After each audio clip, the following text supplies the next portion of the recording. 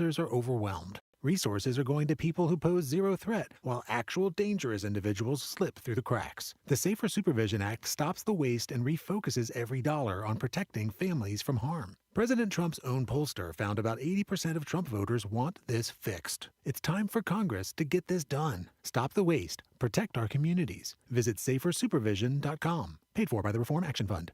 Trouble concentrating or recalling information is frustrating, embarrassing, and kills productivity. Nutrition company Healthy Cell created Focus and Recall to boost your brain power. Unlike other supplements that don't work, Focus and Recall is not a pill. It's a gel you swallow with ultra-absorption of science-backed ingredients to help you immediately sharpen focus, concentrate longer, and strengthen recall. Go to healthycell.com and use code GODZILLA for 20% off your first order. Risk-free. Love it or your money back. Guaranteed. Healthycell.com. Code Godzilla.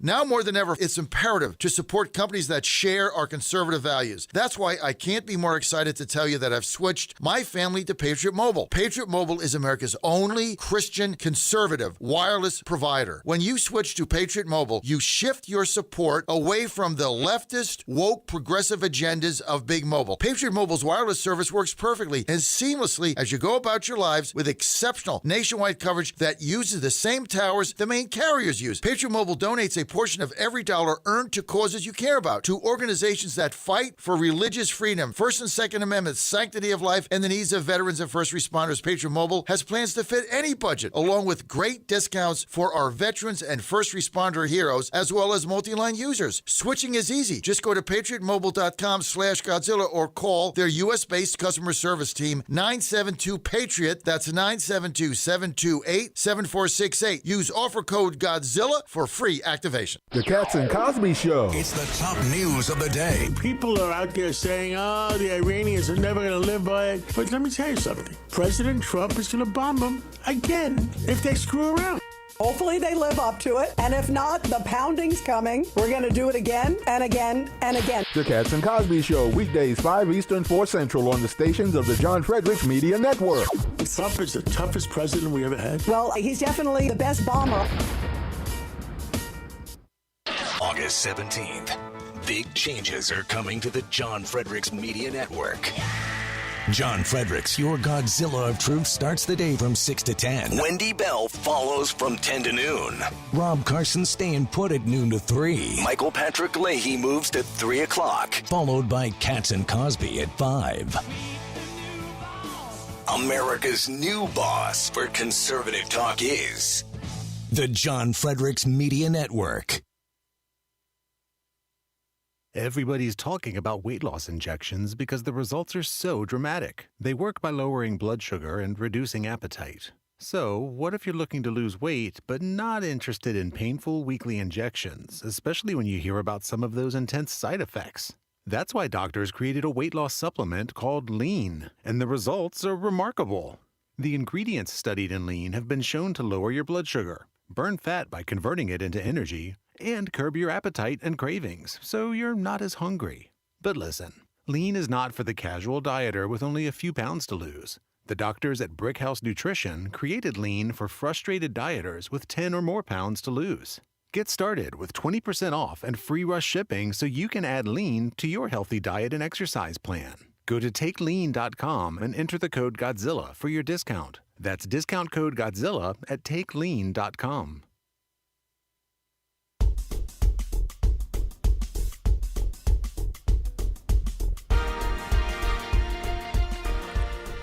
Well, happy rainy Monday morning. At least that's what it's like here in Richmond there, Larry. You're listening to the John Fredericks Media Network. I'm Dan Hobgood. Time for a look at, among other things, weather and sports. We'll start as we always do. We kind of already have in Richmond, Virginia here, where the temperature is 75 and rainy. Going to be a high today of 87. Still stormy. A low tonight of 70. Also stormy. Squirrels win 2 out of 3 over the weekend. In D.C., you're going to see a high of 88 today. Stormy to start off with, a low tonight of 67. Should be clear by then. Right now, the temperature in the nation's capital, 75 degrees. The Nats head to Philly for a series starting today. In Atlanta, you're looking at a high of 84 with spotty storms, a low tonight of 69. Right now, the temperature in Georgia, 71 degrees. The Braves sweep the Nats over the weekend. In Nashville, you're looking at a high today of 86. A low this evening is 66 with spotty storms. Right now, the temperature in Middle Tennessee, 71 degrees. In Philadelphia, your high today is going to be 83, a low tonight of 66. Always like when the low, or a temperature of any kind, Larry, is Mario Lemieux's number for Philadelphia. Right now, the temperature in eastern Pennsylvania, 77 degrees. The Phils take 2 out of 3 from the O's in Baltimore over the weekend. 6:40 first pitch tonight versus the Nats. Shout out to those folks in Morgantown. High today of 81. A low of 57, and right now in wild and wonderful West Virginia, the temperature is 70 degrees. Last but certainly not least, unless we're talking about the standings in baseball, my Yinzers in Pittsburgh. A high today of 82, a low of 58. Right now the temperature 68 degrees at the 412. The Pirates lose 3 out of 4 to the otherwise reeling Reds over the weekend. Well, guess what's up next for them? They go to first place Milwaukee. That ought to go well. The joys of being a Buccos fan. And if you hadn't heard, Tariq Skubal, one guess as to where he is going to end up at the trade deadline. Yeah, you guessed it, the LA Dodgers. Goodbye baseball in 2027. A federal court rules that eligibility gets extended for a year for folks in the high school class of 2022. And Jadeveon Clowney is headed back to where the NFL road started for him in the Houston with the Texans. Bringing you today's weather and sports update is the Godzilla Wins radio show for the best insight, analysis, and picks. Watch and listen to Godzilla Wins Saturday mornings from 9 to 11 all across the John Fredericks Media Network. Plus, to get John's daily sports picks, go to you-know-where, GodzillaWins.com. Once again, that's GodzillaWins.com. And now for a few words to the wise.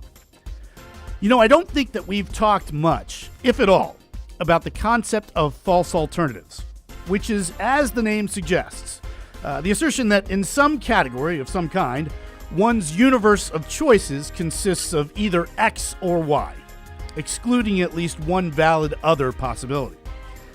For example, somebody can either root for the Ravens or the Bengals. Ha, yeah, right. The best film score is either John Williams or Hans Zimmer. Allow me to introduce you, just to begin with, to Jerry Goldsmith, who was considerably more accomplished and talented than both of those other two. You can either be a Democrat or a Republican. No thanks. If there's no God, then anything goes. Well, only if we throw logic out the window, etc., so on and so forth. Here's another false alternative for yous. That with the blessedly milder air coming this fall, we can either keep our doors completely wide open or shut closed. Either we can let the fresh, cool air in along with any bugs, leaves, etc., or a la Nancy Reagan, just say no to all of the above. No middle ground. No other option. Well, you're likely thinking, no, that's not true. This is at least the predominant reason why we have screen doors, a third option by which we can let the air flow while keeping the undesirables, those bugs, leaves, etc., safely at bay. Problem solved, right? You're likely also thinking, I didn't realize that I tuned into the Bob Vila show this morning, Dan. What in the world does this have to do with anything germane to ideology and or politics? Okay, so substitute out the word doors and substitute in minds. Just as the idea that a door can be only wide open or shut closed is a false alternative, so it is also that it's a false alternative that one's mind can be only open or closed. The closed mind, of course, is not letting any new ideas in for consideration, while the open mind is letting fresh ideas in, but it's also letting every dangerous notion in too, which obviously isn't good. The screen door alternative here is being active-minded. Like the screen door, the active, discerning mind lets new, fresh ideas in for consideration, while keeping the bad ones out, and keeping rightly cherished, precious loved ones from escaping into harm's way, so to speak. So the moral of the story here is, don't get suckered into thinking that there's no choice for you except to be open-minded or closed-minded. Another option exists, and it's easily better than the other two. Okay, that'll do for today, folks. This has been Dan Hobgood for the John Fredericks Media Network. Outside the Box with the Ox is next, followed by The John Fredericks Show. Stay tuned, everybody.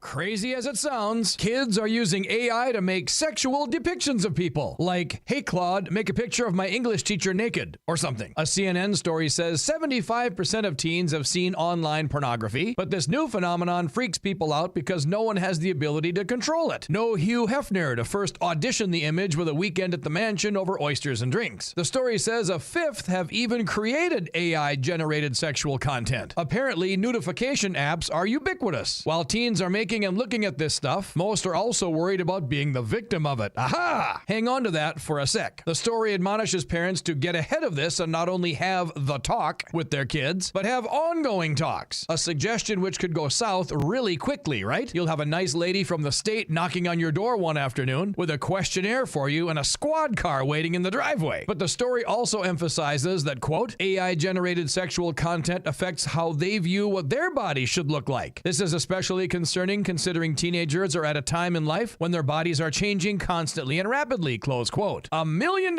idea from outside the box. Have kids contemplating a sex change to first create an image or video of themselves naked in their new gender. Post it to all of their friends and the world. Then see how that goes over first before making an irreversible surgical decision. Or would that be humiliating and create lifelong emotional scars? Ahem. Here outside the box with the Ox in the Eastern Time Zone and now in West Virginia on the John Fredericks Media Network. John Fredericks. It is the most egregious thing I've seen in a lifetime. President Trump. The whole thing is ridiculous. When politics start getting wild, They want to have every single thing that you don't want. Raise taxes, men and women's sports. They're going to open up their border. Trump hits the speed dial. Thank you for calling in on such short notice. You came first, John. Wake up with the John Fredericks Show weekday morning, 6 Eastern, 5 Central on JFMN.TV, the massive J-Fred radio network, and all across the socials. You came first, John. Thank you very much, and you do a great job. Right now, download the new WV Sports Nation app from the Apple Store or Google Play and get the entire Mountaineers sports world in the palm of your hand. Right now, get notified when new stories drop about your favorite Mountaineers teams and athletes. Download the WV Sports Nation app right now. Get updates on next level Mountaineers like Weatherholt and Joe Mazzulla. All that and more right in your pocket right now. Download the new WV Sports Nation app from the Apple Store or Google Play. Download the app right now.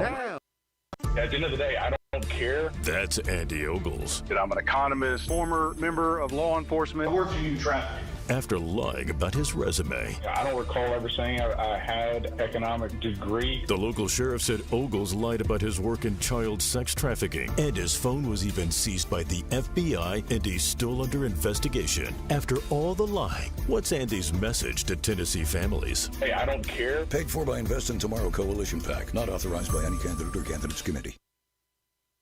Woke up with the AM light, found the truth still standing right. John Fredericks on the dial, cutting through the noise in style. If you want it straight, you know where to go. He rose like thunder, head to toe. John Fredericks Radio Network. John Fredericks Radio Network. Godzilla of Truth. Hear that roar. Godzilla of Truth. John Fredericks Radio Network. He brings the facts and he brings more. Godzilla of Truth.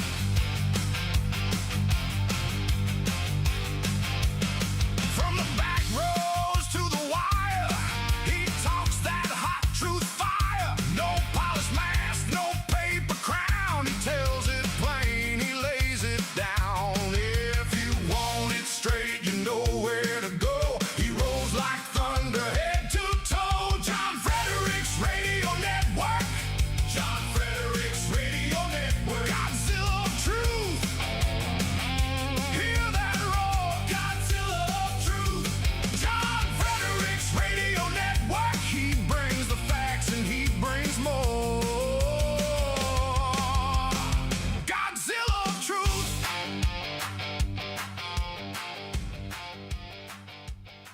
You hear a lot about weight loss injections because the results are dramatic, but injections aren't for everyone. So doctors created a new generation weight loss supplement. This is non-prescription lean, and the science behind it is impressive. The studied ingredients in lean are intended to address weight loss in 3 powerful ways: help maintain healthy blood sugar, help control appetite, and help convert fat into energy so you burn it faster. Get 20% off with discount code Godzilla at takelean.com. Code Godzilla at takelean.com. Live from the studios of the John Fredericks Media Network, it's the John Fredericks Show. Grab yourself a cup of 1775 coffee, sit back, and get ready for the best 4 hours of talk in the universe. To be part of the show, just call our toll-free number, 888-480-5646. And now, here's the Godzilla of truth, the Oracle of the Deplorables, the one man Chuck Norris refused to throw down with, John Fredericks. You are the HHS secretary, and you are talking about things that lead to vaccine hesitancy in this country, and it is something that causes problems for people when there is not anything. Let me ask you something. Do you see your job as ending vaccine hesitancy, or do you see your job as telling the truth to the American people? I see my job as telling the truth, and the truth is that there is study after study after study. It's one of the most studied things out there in science. You're repeating and it is like a parrot. You're repeating it like a parrot. I've actually read the science. You don't want to here and debate the science. I'm not debating this with you. Of course you won't. No, because I'm not debating. All you know how to do is repeat things that people told you and say, trust the experts. That's what you did during COVID.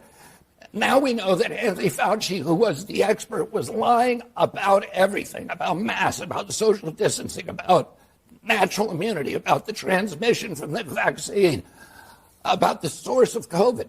He was lying, and you were punishing people for not trusting the experts. And now you're rolling out the experts again to talk about something that you have no personal knowledge of. Okay, well, guess what?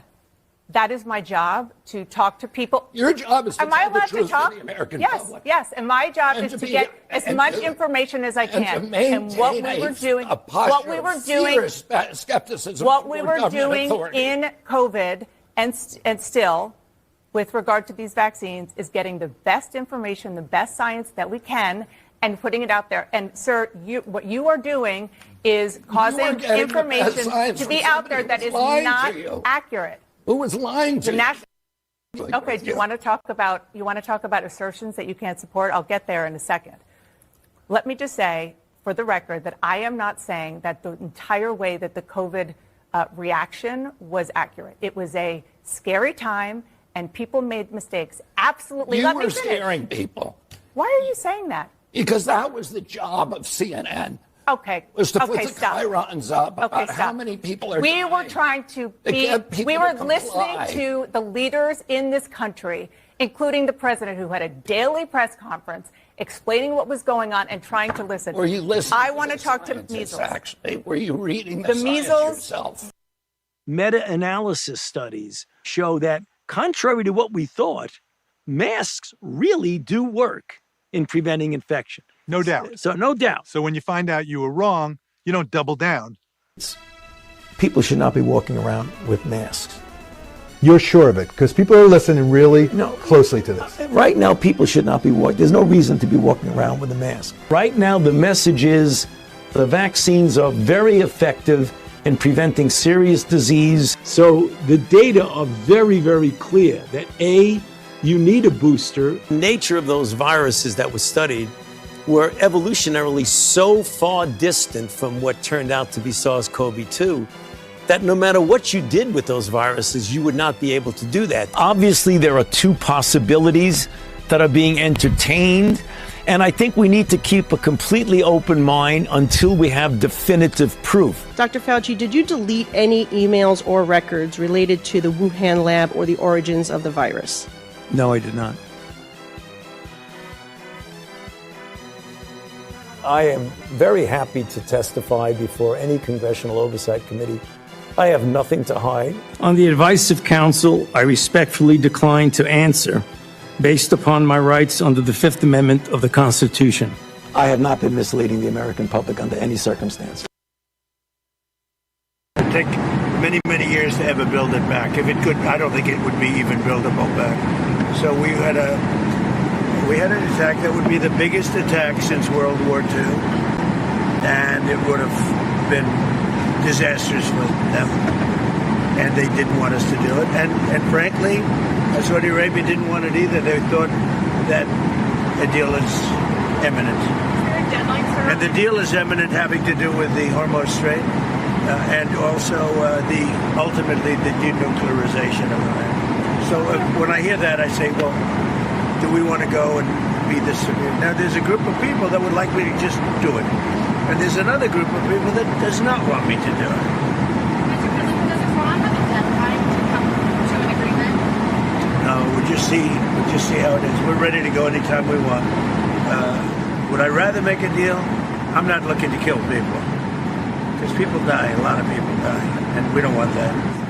So they asked us, Iran specifically, but the other three said I asked Saudi Arabia, the king, I said, the crown prince, I said, what would you rather do? Would you rather have us do this or not? They said, we would much prefer a deal as opposed to an attack, because you don't know where these attacks lead. I mean, will they be flooded with people pouring into their country and disaster? A lot of bad things can happen. Yes. There's a report that you're moving U.S. troops out of Bahrain and Kuwait. Troops being moved back to the Middle East. I don't want to comment on that.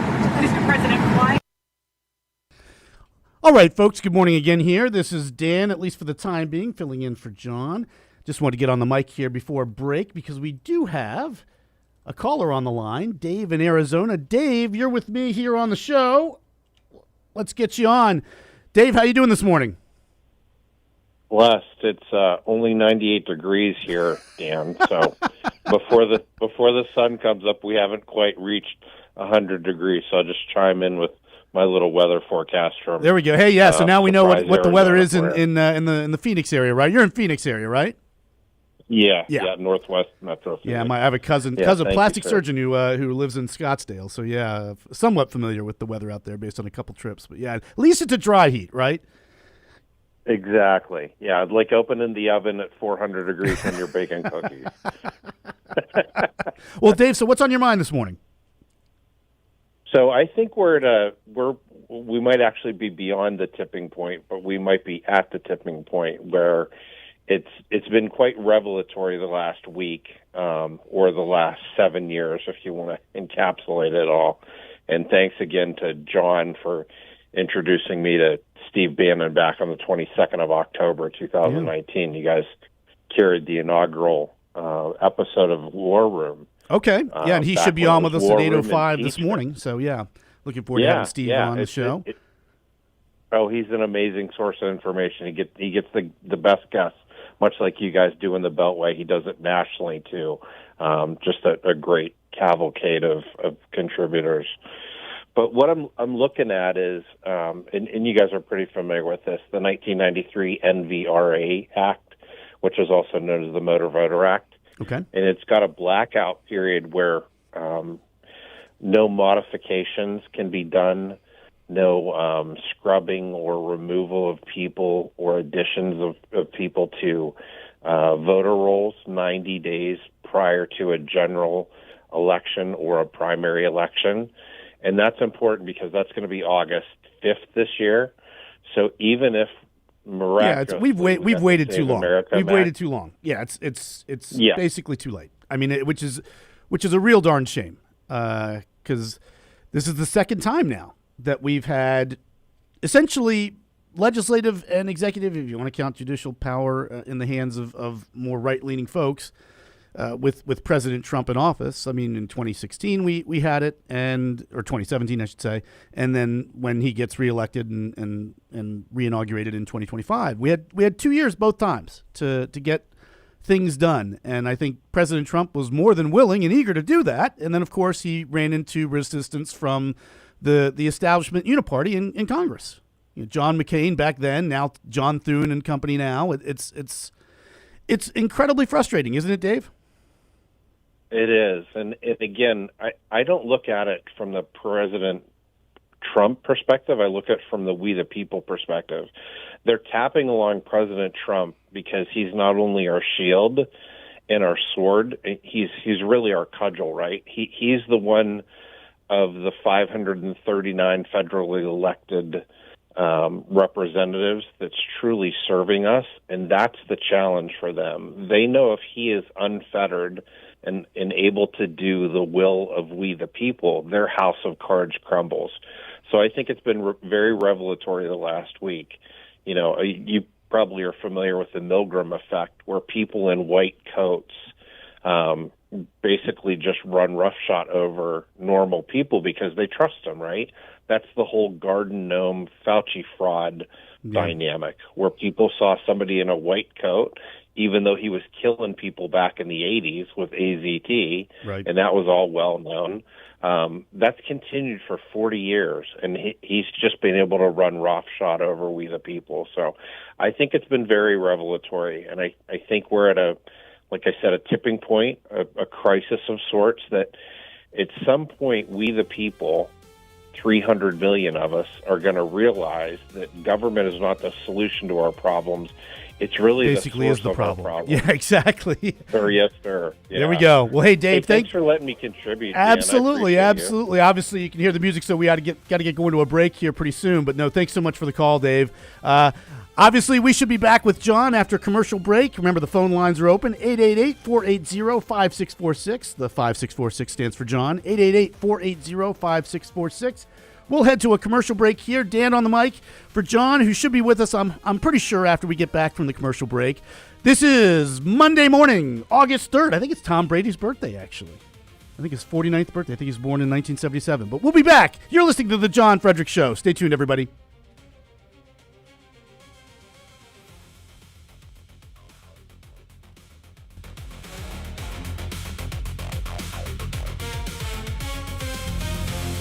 Ponder this.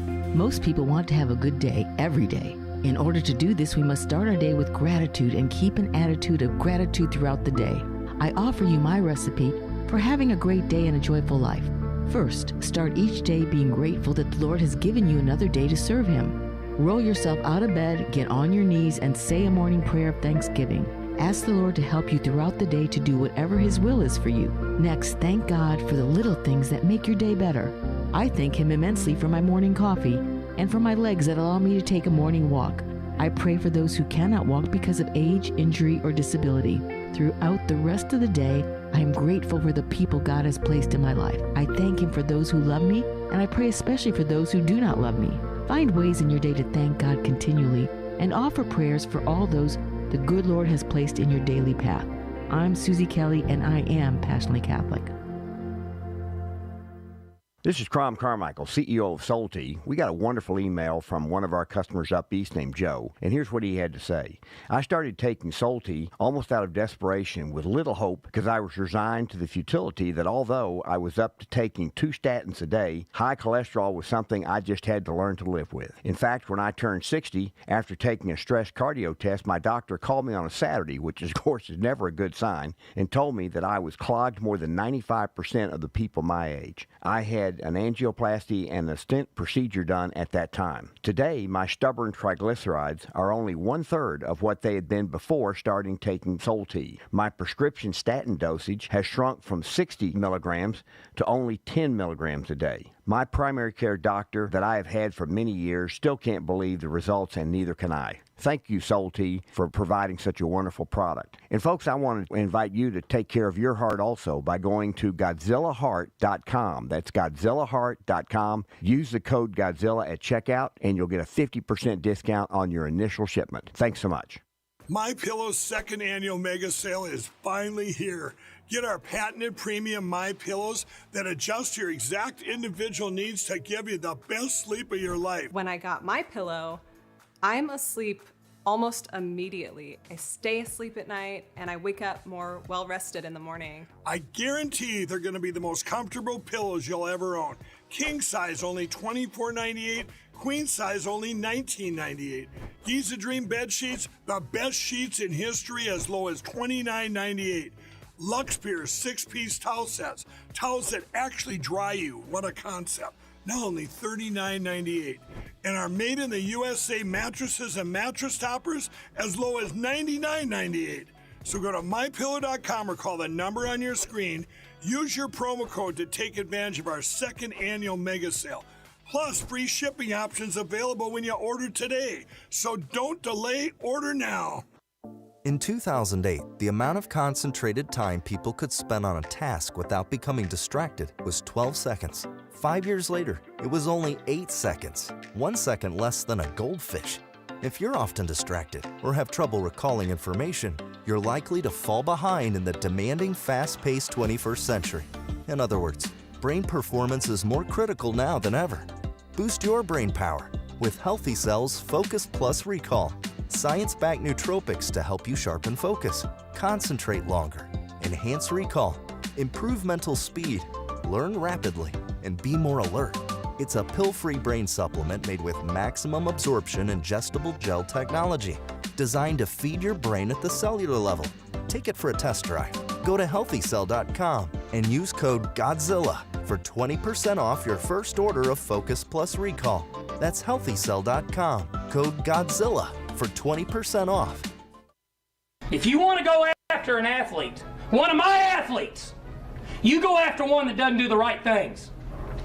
You don't downgrade him because he does everything right and may not play as well on Saturday, and you let us make that decision. That's why I don't read the newspaper, because it's garbage, and the editor that let it come out is garbage. Attacking an amateur athlete for doing everything right. And then you want to write articles about guys that don't do things right and downgrade them, the ones that do make plays. Are you kidding me? Where are we at in society today? Come after me! I'm a man! I'm 40! Don't touch that dial. You've found your home of the truth. Do you solemnly swear to tell the truth, whole truth, and nothing but the truth? With the best analysis in America. You can't handle the truth! And now back to the John Fredericks Show. Well, good morning. It's great to have you. I kind of know how this got this backdrop here with me, Dan, but it's good to see Dan. And yes, we are all set. Got back late yesterday from a wedding that Ann and I were at. My first cousin Ken, first son, his first son got married, so that was kind of fabulous, and we enjoyed that, no doubt about it.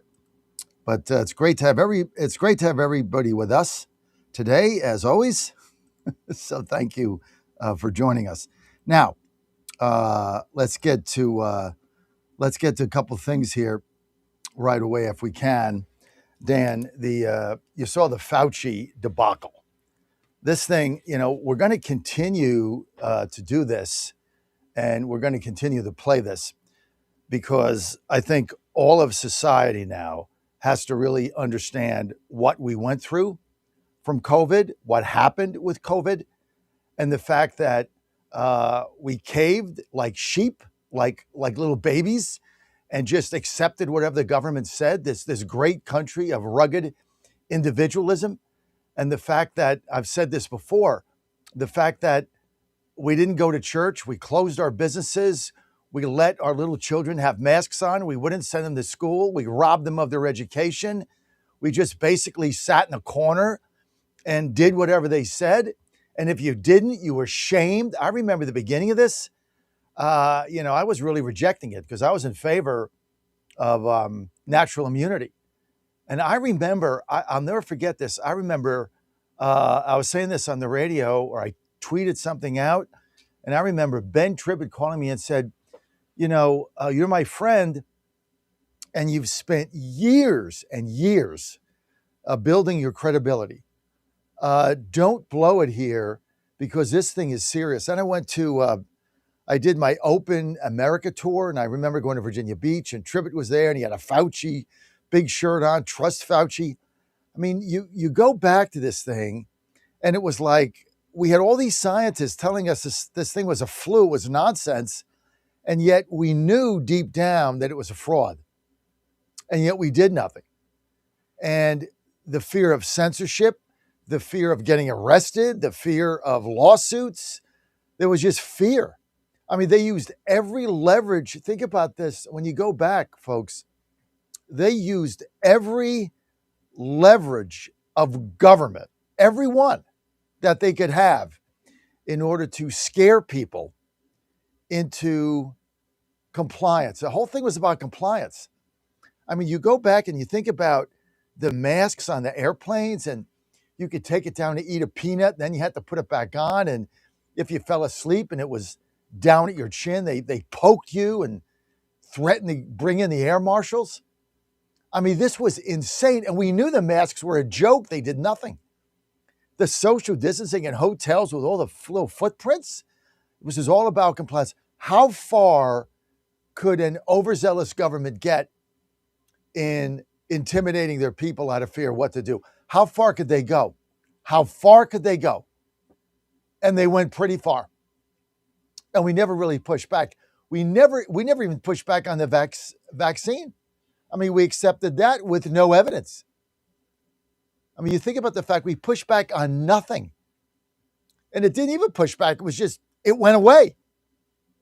There was never a pushback. There was a couple of courageous representatives out there, like Chap Peterson, trying to open up schools, and Joe Morrissey in Virginia, to name two, that basically got defeated because of it. I remember Chap telling me, he was knocking on doors, and he knocked on one lady who was a Democrat public school teacher, and said, "You tried to open schools. You tried to kill me. You tried to murder me. I'll never vote for you." Nothing about the kids. Nothing. You tried to kill me. I mean, this was the hysteria that went on. It was, of course, we all know that this was all about mail-in ballots. From beginning to end, it's about mail-in ballots. The whole thing, mail-in ballots. You know it and I know it. And so that's kind of where we were in this country with this nonsense going on. And couple more clips here, Dan, I'm going to get to. But if you looked at, I could watch the schooling of RFK on this Dana Bash twit. I could watch it 100 times. I could watch it. Now I'm the White House press pool today, Oval Office at 12:30, 1:30. I think it's got an executive order. Hopefully I'll get a question into the president. But the way he schooled her is absolutely classic.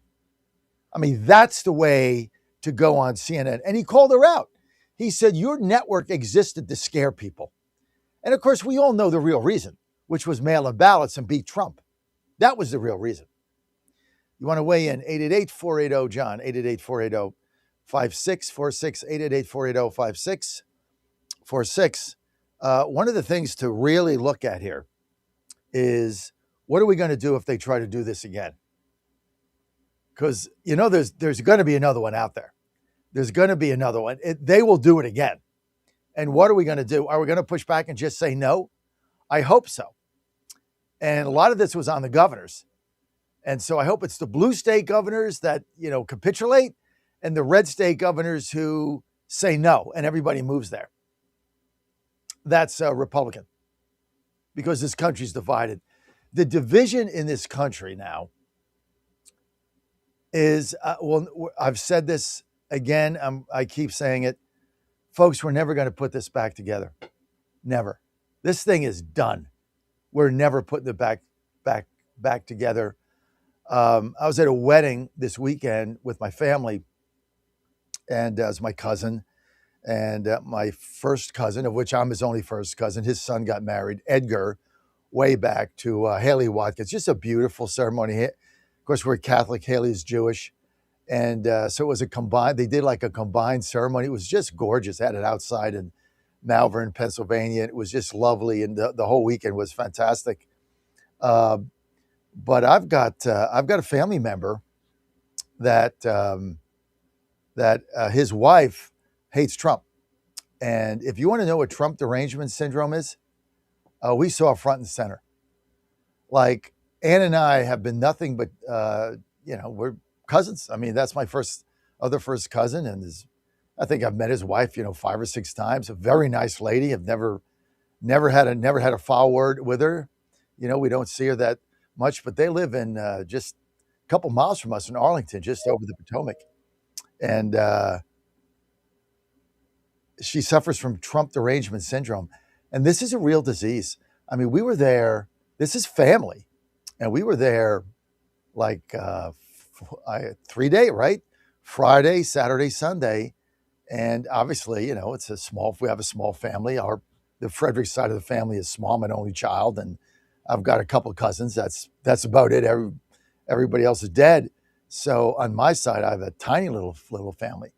And so And her husband and I, he's only 2 years older than me. We grew up in the same house because I lived with them for 4 years, lived with his parents while my parents had issues going on, and very close to him. But his wife, we were there 3 days. She never acknowledged our existence.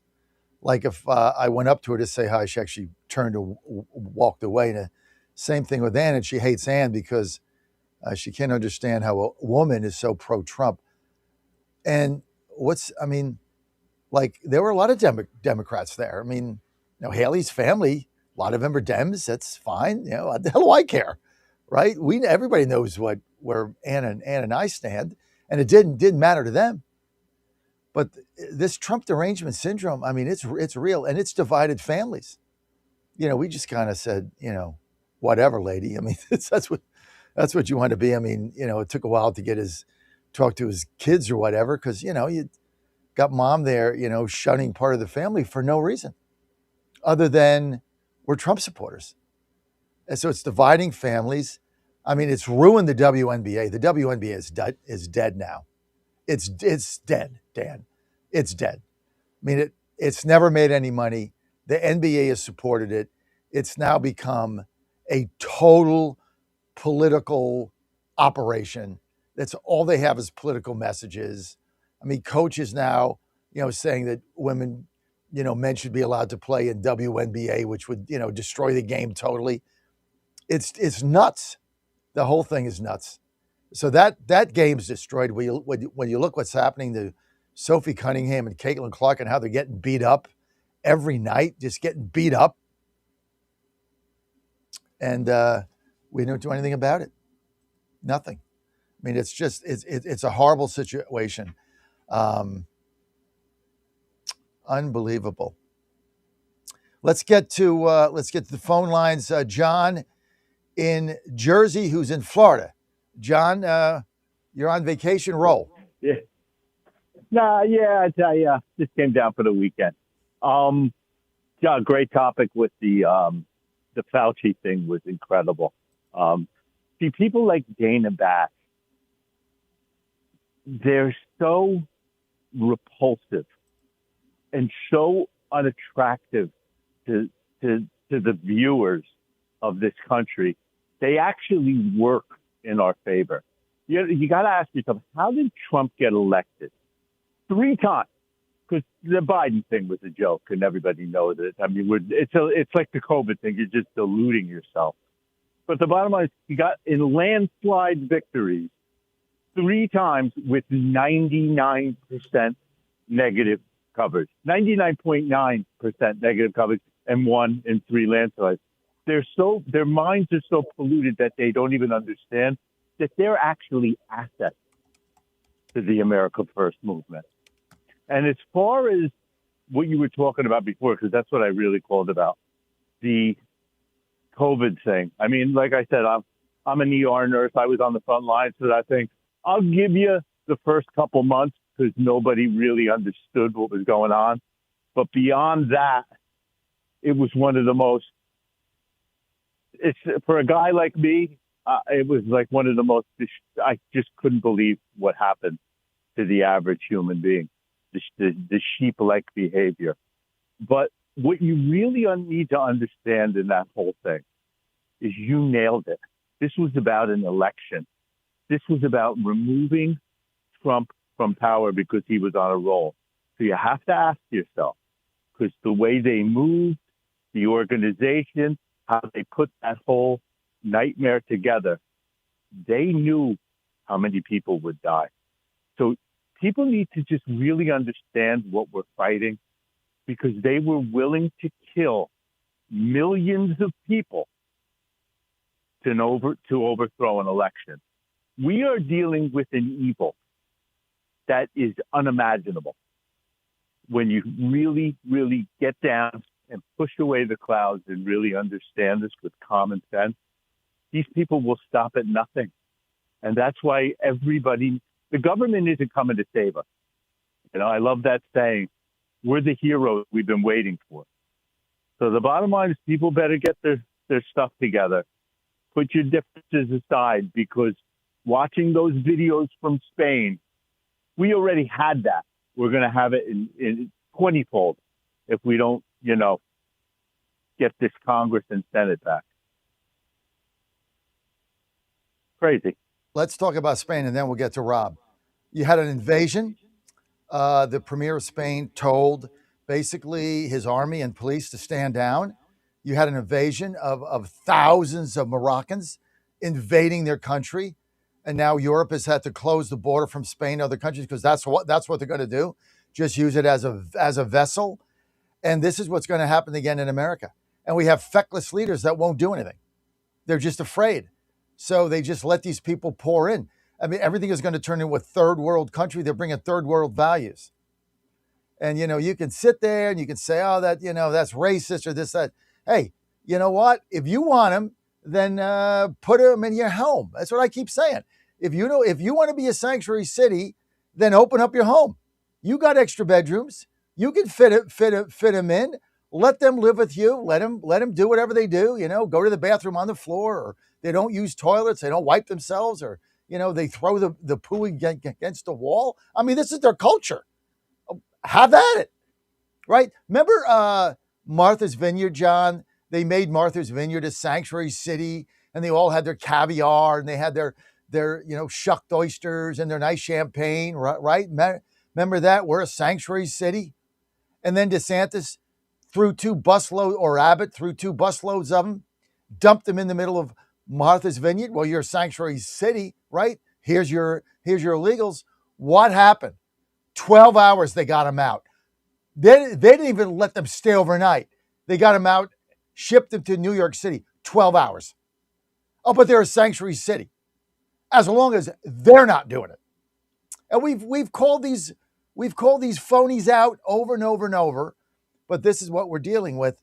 But you're right. The fear, they did this, people died. They did this for one reason, and that was to get Trump out and win that election. Because he was cruising to a second term in a landslide, and he was going to have the House and Congress with him. And everybody knew it. The economy was booming like it's booming now. And so that's what they did.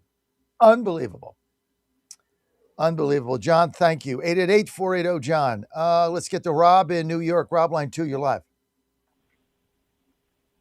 Good morning, John. I got to share a funny story. Your listeners, some of them may not remember this, but you talk about the COVID insanity. I remember you telling a story how when you were flying, they made, they were strict with the masks. And you said, get a big bag of like nuts, Costco size bag, and just eat one at a time. Then they can't force you to put the mask on.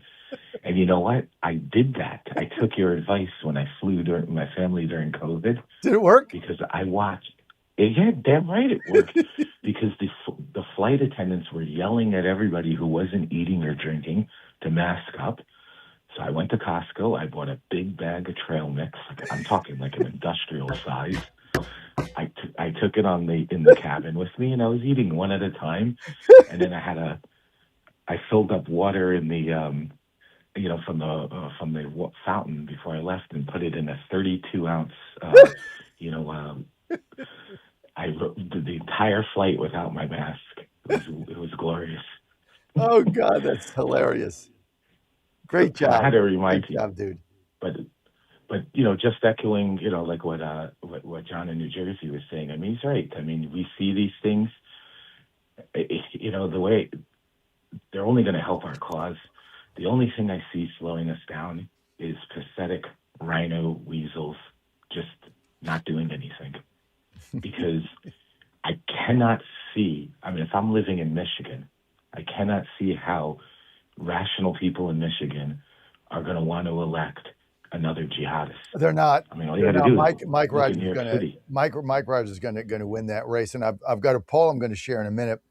But first, I have to tell another story because you brought it up, Rob. I think you're Jewish, right? You're Jewish, Rob, right? Your family? Yes. Okay. Yep. So on Saturday, right, August 1st. So my cousin's older son gets married, Edgar Wayback. And he gets married to Haley Watkins. It's a beautiful ceremony in Malvern, Pennsylvania. Well, they're Jewish, and so we're Catholic. And so rather than do it, I guess, whatever the traditional Jewish way is, and I don't know, it was the first Jewish wedding I've ever been to, but they did a combined ceremony. And I got to tell you, I've been to my share of Catholic weddings, okay? I've been to my share. I don't know how many, triple digits, right? A lot. But this was the most beautiful ceremony. And they had a couple of traditions. One was they, as the father was praying, the bride and groom had to walk in a circle around each other. Is that part of the tradition? It is. The bride will walk around the groom 7 times. Because right. In the tradition, it's the woman who actually provides spiritual protection to the home.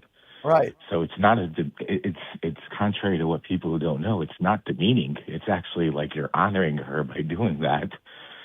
So and then they had Edgar walk around Haley.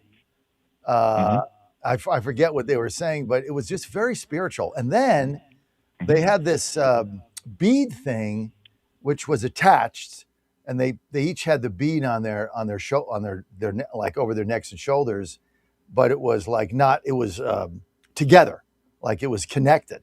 And so they had to wear that for a little while during the prayers. And I forget what that was because I don't know the traditions, but that was beautiful. But then at the end, you know what the best part of it was, Rob? At the end, everybody had this huge shot of tequila, which is not a Jewish thing, I guess. I think it's my cousin's wife is Dominican. So I guess that's a Dominican thing. So at the end, everybody got it. It was like 100 people there. We all got this humongous shot of tequila and we all downed that together. So it's just a beautiful ceremony. And my cousin, Ken, my older cousin, who's just a wonderful man. He's now he's late 70s, talked about how this marriage was bringing cultures together, politics together, because that side of the family was quite liberal, and religions together and continents together. So it was kind of fun. And it just shows you that, these things can be done, right? So just beautiful. Sounds like a blast, but it's better. As I say, whenever you go to a funeral, it's better than going to a wedding. It's better than going to a funeral. So that's the way I always look at it. It's fun times.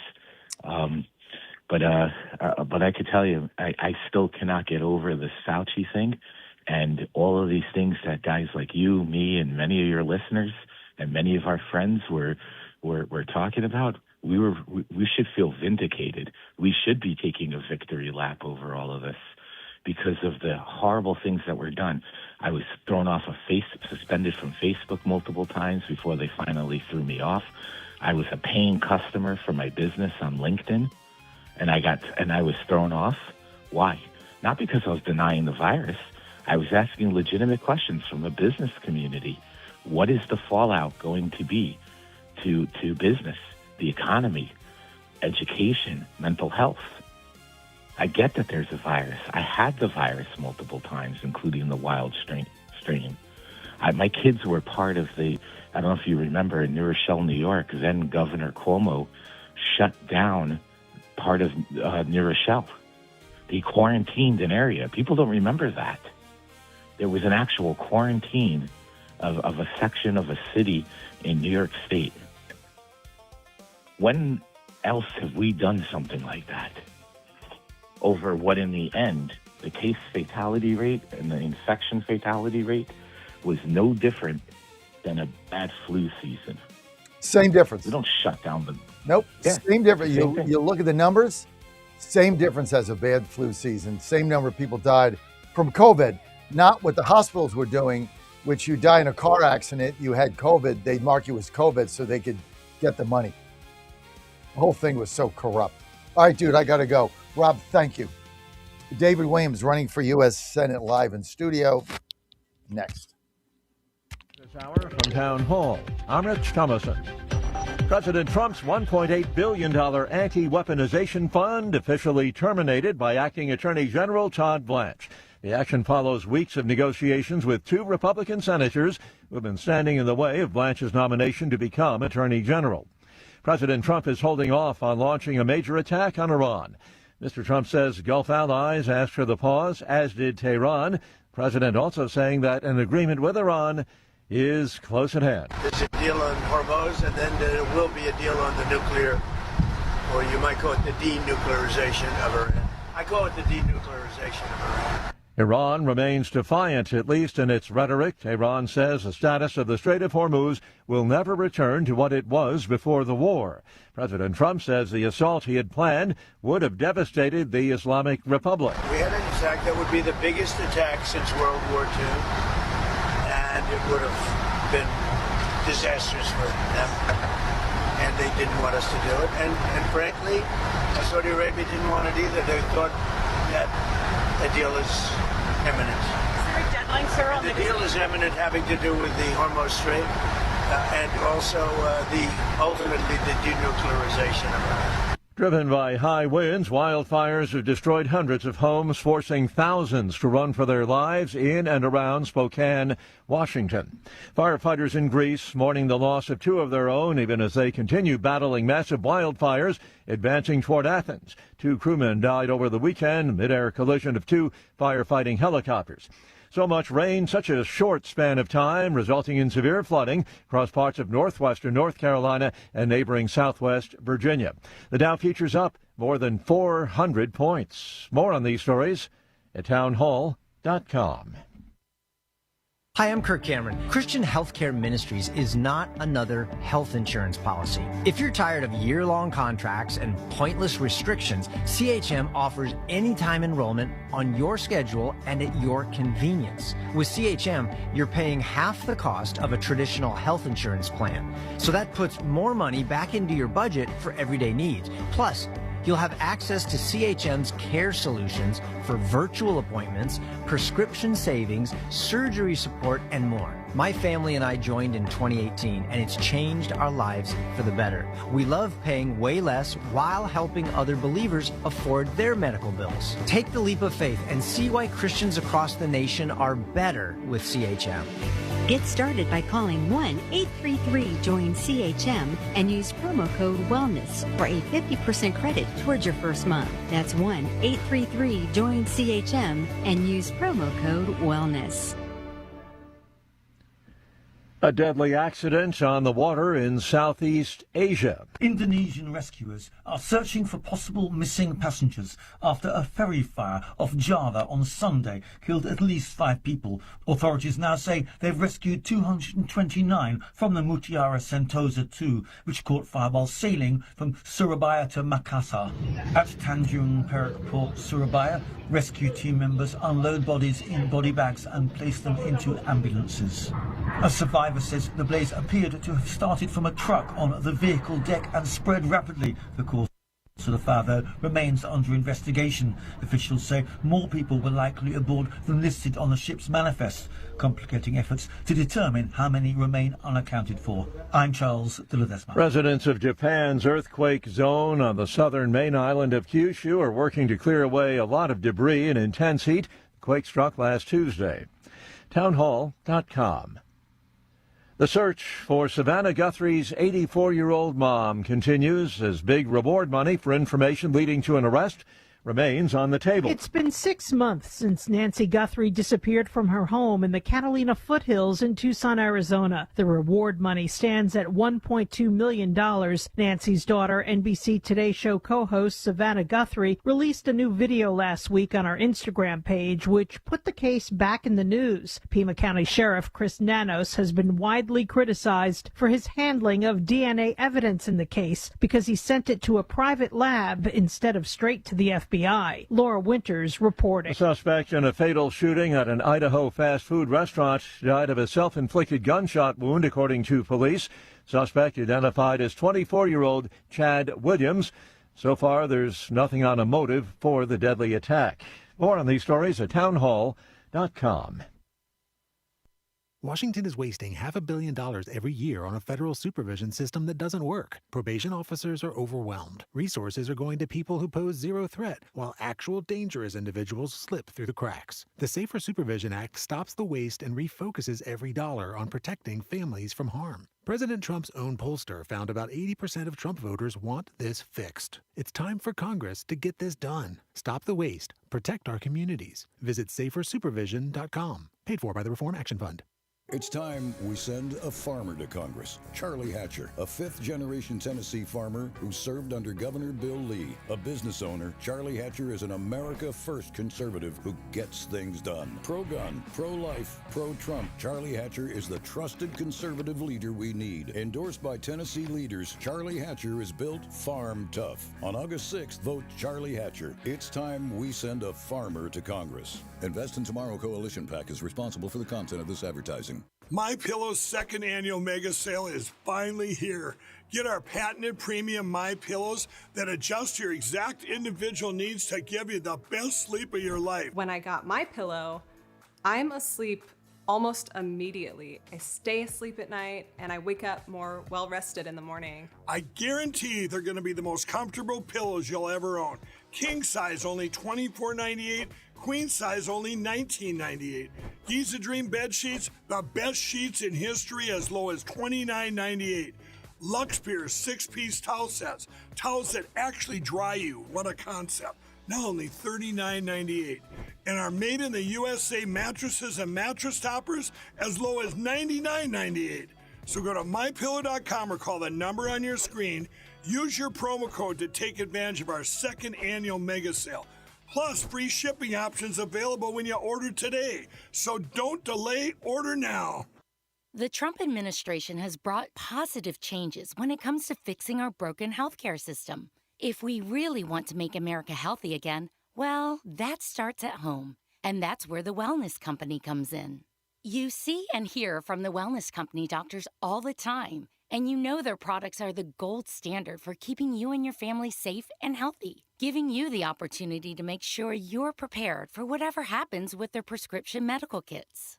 Additionally, the Wellness Company offers a variety of products, from parasite cleanses to methylene blue to weight loss and so much more. Make America healthy again starts at home. Do your part and protect the health of you and your family. Live a healthier, longer, and more satisfying life. Go to twc.health/Godzilla and order. That's twc.health/Godzilla. Use promo code Godzilla to save 10% today.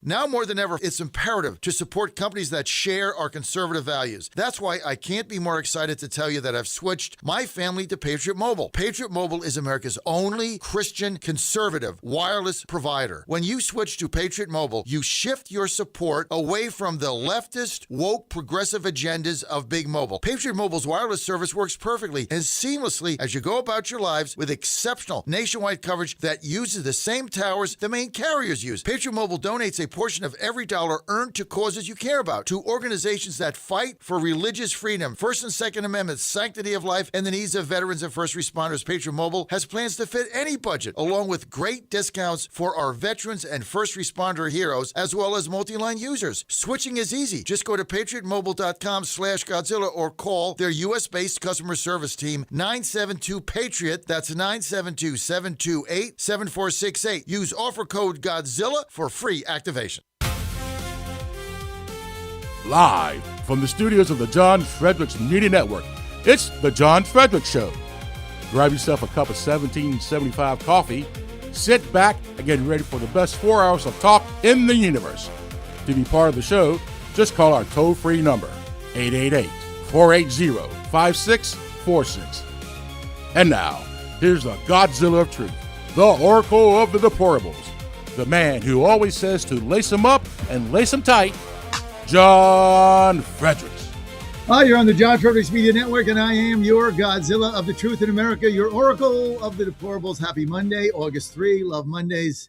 Get your week started, get it going. I'm going to be at the White House today. I'm in the press pool for the Oval Office. I think I get in there. There's a executive order signing at 1:30. Hopefully I'll get a question in.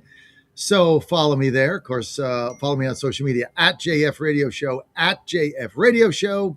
You don't want to miss that. And we got a lot going on there. So it's good to have you with us in studio. David Williams with us, candidate, U.S. Senate, Republican. And this will be decided. Early voting is over. So now you got to vote on Tuesday, August 4th, right? Tuesday, Tomorrow. August 4th, tomorrow. Yeah. And we got a big race here. Two of the leading candidates are Bert Mizawa. Is that how I say his name? I always forget. This is Alva.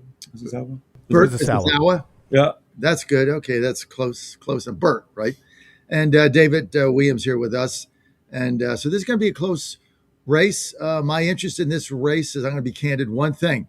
We need a strong candidate at the top of the ticket to take on Warner, keep him in the state, have him campaign here, make him spend his money.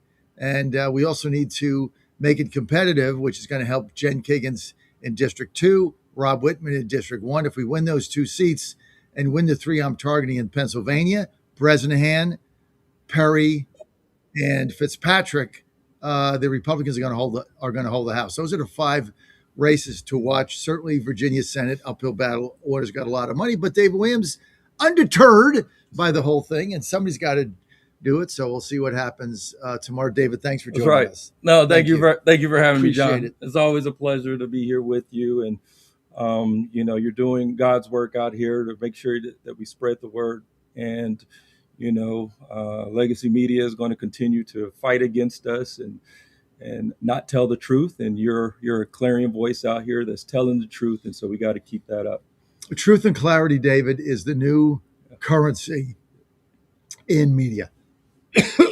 It's the new currency. It is. So we'll see what happens there. So your race is tomorrow. What do you look for early on? How are we going to know who's winning this thing when results start to come in, David Williams?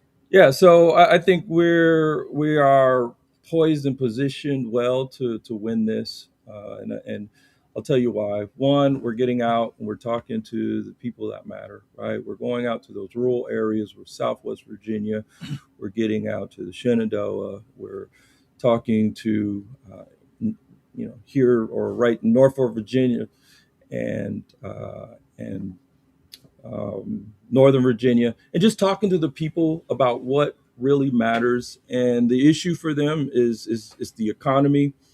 They're tired of their politicians telling them one thing and then doing another, right? That's one of the big reasons that I jumped in this race, is because I felt like our representatives weren't representing us as Virginians, and that has to stop, right? We have to hold our politicians accountable, even just like with the SAVE Act. Over 86% of Americans want that to pass. Mm-hmm. But yet the Democrats are still fighting us on that. It's not passing, David, because the Republicans in the Senate. Doesn't have anything to do with the Democrats. It's the Republicans won't pass it. They won't get rid of the parliamentarian. They won't overrule her. They won't get rid of the filibuster. So if you're there, are you going to get rid of the filibuster and fire the parliamentarian? Yes or no? By any means necessary, right? And I think President Trump I think President Trump has made it clear. Is that a yes? If I were talking to President Trump, because he would be the one that would have to get the people riled up. He's done that. He's done it. You're in the Senate, and we would have to do it. Yeah. Okay, so you would vote in favor of getting rid of the filibuster and go to a talking filibuster. Absolutely. And you would be in favor of firing the parliamentarian if that's what Trump that's what it takes, right? Because so you have to look at it, right? 80% of Americans want this to happen. So why are we still arguing about if non-citizens should be able to vote in our elections? This is looking at my career, the span of my career, like combat vet, Marines, a diplomat, and then chief of station in the CIA. All of these things were, I had to go across the seas and operate and work in some really difficult places. But one thing that I saw that really distinguishes us from all of these other countries is law and order, right? And when you look at election integrity, that is so important. That is paramount to the continuation, the core of our elections and our country. And if we don't have that, we don't have a country. And so this is our we have to get it passed. We have to get it done by any means. And I think once again, 86%. So you would vote to end the filibuster? Yes. Okay, thank you. Let's get to a phone call. Jamie in Colonial Heights. Jamie, we're on here. We got David Williams. I anticipate you're going to be voting at tomorrow's primary in Virginia, Jamie. Jamie, you there? We lose Jamie? Can you hear me? Yeah. Jamie, go ahead. Hey, sorry, John. I had called in earlier when y'all were discussing COVID, and I was just wanting to discuss that. Yeah, that's fine. That's fine. Okay. But before you do that, we have to ask who you're going to vote for in the Republican Senate primary, David Williams or Bert Mazowa? Oh, David Williams. There you go. Right answer. David's here with us now. That's right. Hey, David, you got a voter. Thank you. I appreciate your support. Why are you voting for David, Jamie? Basically because he's not a lunatic Democrat. All right, I'll take it. And yeah, and he would also, as you just clarified, vote to end the filibuster. Yeah. All right, good deal. That's pretty big. Jamie, you wanted to comment on COVID. Go ahead.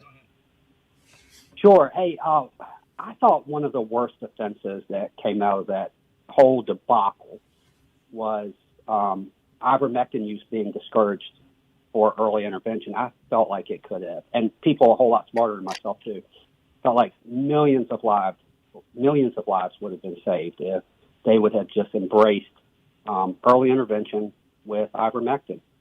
And that is a crime, in my opinion. People, they want to come out with the vaccines, and people want to use the vaccines. Fine, that's their choice. But I don't think a lot of that would have even been necessary had they just embraced early intervention with ivermectin. And you know, the way they mischaracterized it, and CNN, Dana Bash was one of them. The way they mischaracterized it as basically medication that's used primarily in livestock. That was horrible. It was developed for use in humans and used safely for decades. And that's the way they did that, mischaracterized it and discouraged it. That in itself was a crime, in my opinion. Well, look, Jamie, we all go back. We're looking at it now that Fauci's taken the fifth, and RFK basically eviscerated Dana Bash on CNN yesterday. It's one of the best clips ever. But as everybody knows, in a past life, I trained racehorses, and I used ivermectin all the time, or my veterinarians did. But horse got sick. I mean, the first thing you did is you went to ivermectin to get him back. Be sure that he didn't have respiratory issues or things of that nature. So I don't know who it was developed for. We did utilize it in the barn, and it was very effective. That's all I know. But David, and thank you, Jamie. Thank you for the call. But David, getting back to this, when you look back at COVID and you look at the lies that we were told, and the fact that we caved like a cheap suit in the rain, and went home and wouldn't have a barbecue and wouldn't have people over for Thanksgiving, and put our little kids in masks and wouldn't go to church. When you look back at that now, David, why did this proud individualist, rugged nation cave like a cheap suit in the rain out of fear? Fear.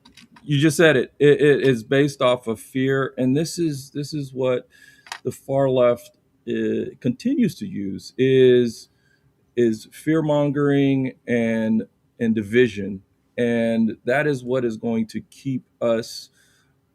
That is going to keep us from advancing as a nation. That is what's going to keep us divided, and that is their current playbook. And fortunately, people are starting to see through it. They are learning the truth, and what is this? The word says the truth will set you free, and so people are really rejecting that type of policies. And just like you're starting to see the Democratic Socialist of America. I don't even like using of America because it's not American, right? And so that is what they are. It's based off of fear. It's based off of lies. Oh, we're going to give you free stuff, but we know that it's not free. Nothing in life is free. You have to get out there. You have to work hard.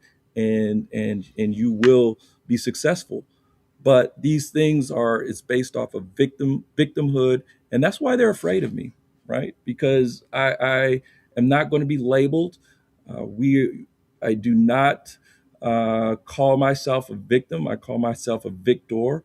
With hard work, you will continue to grow. That's what I teach my kids. And so that's why they don't want me to run against Mark Warner, because that whole agenda is going to fall apart. It's going to be interesting if you win having a debate with him. I know he'll have at least one debate. He's way ahead. He's got all the money. But he's going to have a debate. You're going to have to ask him about what he thinks of this Democrat socialist agenda, right? Yeah. I mean, he came in as a moderate, as a business person.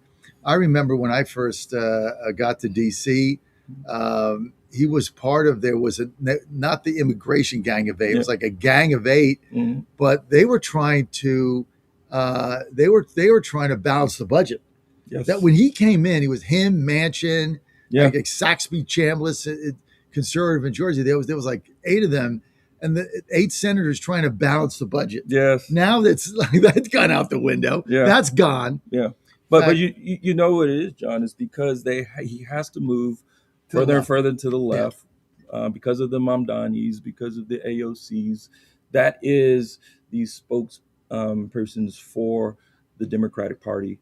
And what do they represent, right? They want to defund the Department of the War. They want to defund the police, right? And so they don't want jails, right? And so they want to get rid of ICE. No jails. Just no Supreme Court. No Senate. Yes. I mean, they're nuts. And then you put that on top of, okay, they want to take away, especially here in Virginia, our Second Amendment rights. What does that tell you, right? They want us to be unarmed, but yet they're taking away and trying to defund the police. So these are the questions that Virginians are starting to ask, and it is starting to become apparent that this is not the direction that Americans want to go. And Mark Warner, unfortunately, is on the wrong side of that. And so Virginians are going to come out and vote. I asked them to come out and vote on tomorrow, and then on November, we need all hands on deck, and we need to just retire Mark Warner. And remember, this is an open primary. There's no voter registration. Right. So if you're an independent, if you're kind of pissed off at what's going on, if you're not affiliated, a Republican or a Democrat, it doesn't matter. You can vote in the Republican primary. Yeah. I mean, it's wide open. It is. So it is. Until they change it, it is what it is. And so exercise your right. Any callers out there from Virginia that want to weigh in, ask David Williams a question. He's going to make himself available for that. You're going to run for U.S. Senate. You got to take phone calls or you can't come on my show. It's very simple. David knows that. 888-480-JOHN, 888-480-5646. Now, Dan, open your mic. You're a voter in Virginia. Now, have you voted yet early, or are you going to vote tomorrow? Yeah, all taken care of. Your of. mother, your family? Yeah. I think my parents have voted too. I don't know whom they voted for, so I couldn't tell you. I don't know that I should anyway. That's probably revealing something they wouldn't want me to say on the air, but one way or the other. But yeah, I think everybody in the family has already gone to the polls, including you, including me. Yeah. Who'd you vote for? Oh, I'm not gonna. I shouldn't get into that. What? So, I'm not gonna. I'll keep that to myself for now. But yeah. Boy, you have to tell me off record. Then as soon as you tell me, I'll tell David. That's right. You better have voted for me, Dan. That's all I got to say, man. Dan. Yeah. What's up, man? So. I mean, a vote for me is a vote to win. Right? I will say this. I think, and I say this in part. Well, I just want to be diplomatic to everybody, but at this point, I will say that in both this race and the last one that had quite a few nominees or candidates for the nomination to run against Tim Kaine, it's a shame that all of them can't be in the Senate because they're better than at least 48 people who are already there. Yeah. So I'll tell you this way, John. It's a waste of your breath, Dan. Say something. Let me say something, Dan. I made the best candidate. I can see the lapel pin. Yeah. I can see the lapel pin. I love the fact that David is a Marine. Yeah, Dan. Boring. I know. I thought you were with me, Dan. But he may have voted for us, so we'll give him a pass. I think he voted for Bert. So what I tell people all the time is you have to look at, all right, who's going to be able to beat Mark Warner. The last election we lost by during Hankow and Kane, 400,000 votes. That's a lot of votes. Well, he never even campaigned. Well, he never campaigned, but it kind of has the military background, all of the. Yeah, but he just ran. Look, Hankow ran for one reason, hoping Trump would win so he could get a senior appointment to the administration. He never campaigned, and so it all worked out for him. Yeah. Well, and that's the distinction between me, right? I'm out there. I'm talking to the people. We have a lot of folks, and I think a lot of people are going to be surprised. There are a lot of folks that are coming to me and saying that they voted for us or for me, and so you have to look at a few things. The first thing is the Republican Party. We have to unify and get those folks in Southwest Virginia, which make up about 75% of the voting bloc, right? The base, Southwest Virginia, those rural areas, Shenandoah, like those folks are coming out strong for me, right? Because I'm going out there, I'm talking to them about the issues that matter, about the agriculture, farming, the overreach of the EPA. And so that is a big one. At the national level, like I said, we're the only ones that's out there reaching out. I've already talked to President Trump, only one currently that has talked to him. He only knows about me running. I could tell you the story on that when I talked to him yesterday the other day, and he asked me, who else is running? Hey, I'm not campaigning for anyone else, so I didn't tell him. But so we're getting the national attention that we need. So I'm out there fighting for Virginia, and that's what we need, because Virginia right now, and one thing President Trump told me, he said, we have to make some noise. We have to get out there and we have to start voting. And right now we are considered blue. And if we don't change that and change it soon, then we're going to be lost. Virginia will be lost. And it's important that we hold the ground here, because if not, it's going to be the same thing's going to happen in Tennessee, same thing's going to happen in North Carolina. But then real quick, the independent vote, right? We have to get the independent vote. Those folks are upset right now. They're getting out to vote as well. They're going to vote for me. And then the biggest thing, the second largest voting bloc in Virginia is the African-American vote, right? 20%. If we can't get at least 15 to 20%, forget about it. We're not going to win. And this is what I'm telling. So when you ask the candidates, ask them, how are they going to get 15 to 20%? How are you going to get 15 to 20? I'm going to engage. We're already getting it. We're already hearing from folks. Winsome did that. She got blasted. She got 17% in 2020 though. So it's doable, and she was the only one that was able to do it. So what I'm saying is that look at the numbers. It's a numbers game. So we can't just keep voting people in that can't connect with like I said, the second largest group. Then we have the Hispanic, the Hispanic group. I speak fluent Spanish, so I'm going to be able to connect with them, connect with the African Americans. We got the independent vote. Then we have the Southwest Virginia. So it's a perfect storm to beat Mark Warner right now, but people have to get out and vote. Well, you got to do what you got to do. You certainly make a compelling argument. It's just numbers. Follow the numbers. She did get 17% in 21, but then in 25 she got, and I think she got 8%. Yeah. But anything to compare to the Winsome Sears campaign, that was just not a good campaign. Let's get John in Virginia. John, go. You're live. Morning, John. Hey, I appreciate your show. I just calling in because, I don't understand why all these people don't speak up against, these Republicans that are in the positions already, speak up against these things. That they should be able to tell those other guys, the Democrats, that they can't do these things. It's against the Constitution. It's illegal. You can't come and take my rights just because you can vote against me. Mm-hmm. Why don't you ever hear them saying things like that? They don't. They just, like you say, they're spineless or something. That's All right, kind of John. what I was thinking. John, are you going to tomorrow? Are you going to be voting in the Republican senatorial primary in Virginia? Yeah, I'm 78 years old. I've voted in every election since I was 18. You gonna vote for David Williams or Bert Mazawa? Well, I just heard about Williams from your show. I didn't know he was. Is he running against the Senate, right? Yes, or in the Senate against U.S. Senate Warner. primary tomorrow. He wants to run against Mark Warner, but he's got to win the primary to be the nominee, John. Yeah, okay. What do I need I've to? been listening to him.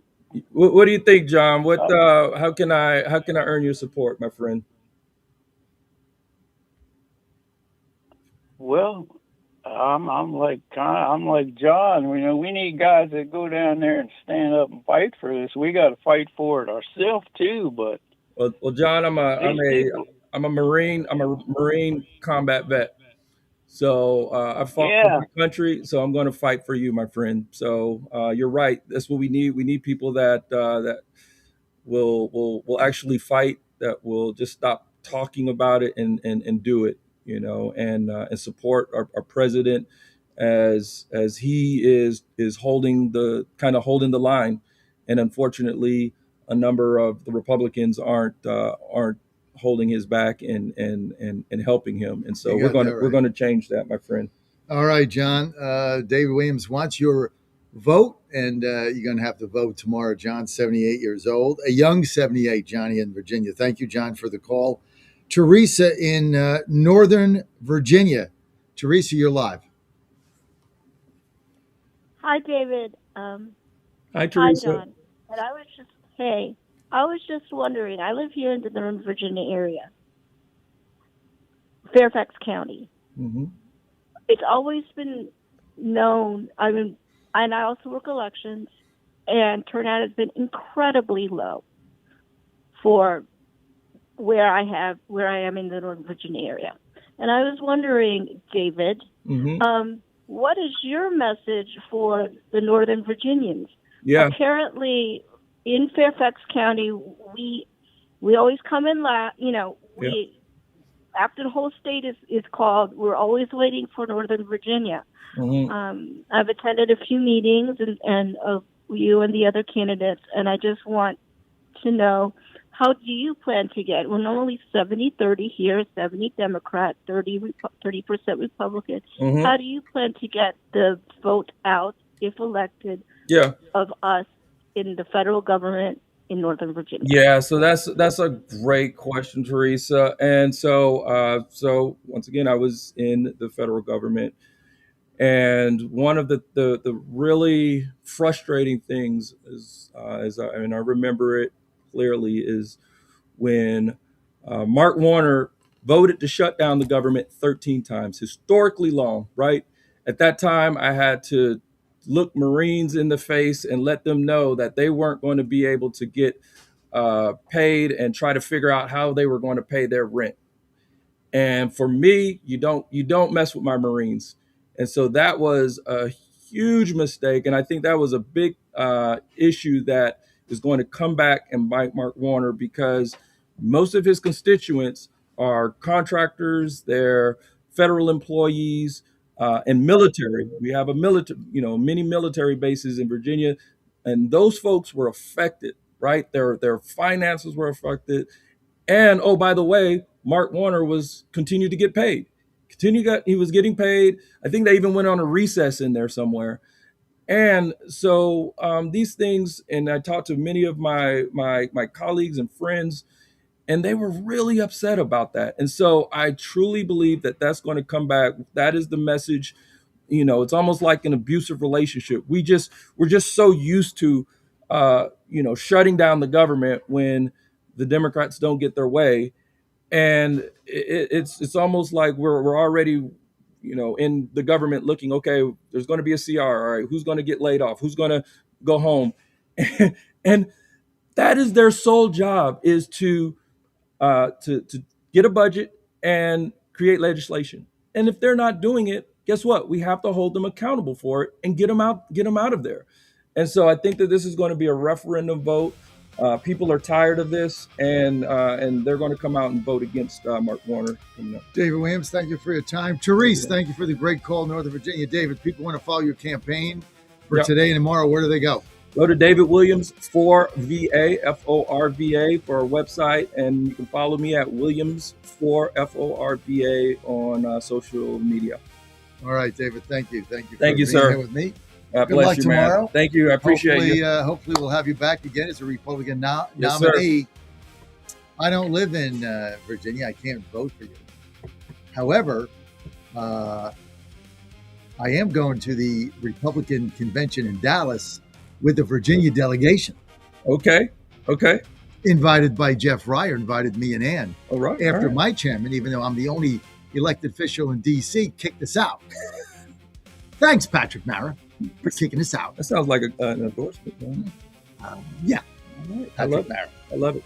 Nice guy. Kicked us out because actually, like David, we want to do something. Yes. If you want to do something, they kick you out. That's right. It's funny how that happens. It's amazing what's going on in the Republican Party. Hey, get out, Virginia, and vote. Come David on. Williams, a good guy. We'll have Bert on at 8:30. We're going to ask Bert some of the same questions, but unlike David, who came up to D.C. to be here live, Bert's going to do video. Just saying. David came live. Bert's doing video. I don't know if it matters, but David's here. You know, and I'm going to keep on showing up. What was it that Lou Holtz said? Right, 90% of success is showing up. That's right. Thanks for being here with us. Thanks, John. I appreciate you. Man. Okay, my doctor's coming up next. Boy, Dr. Kelly Victory. Keep it right here. Ponder this. All of God's children, you and I, have been created in God's own image. It's hard to fathom, isn't it? One thing we do know about God is that He's perfectly free. So He created us perfectly free to follow Him and free to deny Him. We have the choice. Our choice, however, has eternal consequences. It is the biggest decision in your life. I'm sure that most of you, if not all of you, want the final elevator ride to go up, not down. How we live on this earth determines our eternal destination, up or down, heaven or hell, and yes, hell is real. God has rules for us to follow in order to be admitted into His heavenly home. Just like the rules you may have for people to enter your home, maybe you do not allow smoking or profane language, God too has rules. There are 10 of them. We are called to obey His rules, not to change them, adapt them, or ignore them. The 10 Commandments guide our entry into eternal life. We must obey His rules in order to enter His heavenly home. I'm Susie Kelly, and I am passionately Catholic.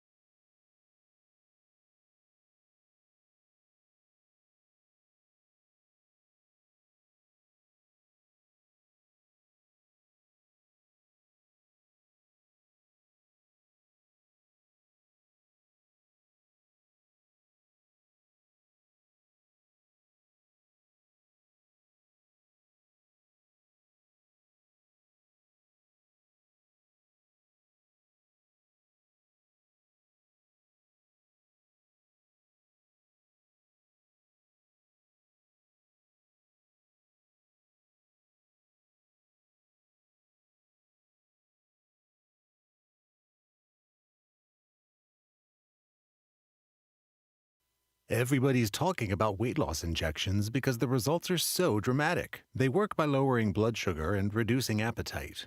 So, what if you're looking to lose weight but not interested in painful weekly injections, especially when you hear about some of those intense side effects? That's why doctors created a weight loss supplement called Lean, and the results are remarkable. The ingredients studied in Lean have been shown to lower your blood sugar, burn fat by converting it into energy, and curb your appetite and cravings, so you're not as hungry. But listen, Lean is not for the casual dieter with only a few pounds to lose. The doctors at Brickhouse Nutrition created Lean for frustrated dieters with 10 or more pounds to lose. Get started with 20% off and free rush shipping so you can add Lean to your healthy diet and exercise plan. Go to takelean.com and enter the code Godzilla for your discount. That's discount code Godzilla at takelean.com. Meta-analysis studies show that, contrary to what we thought, masks really do work in preventing infection. No doubt. So no doubt. So when you find out you were wrong, you don't double down. People should not be walking around with masks.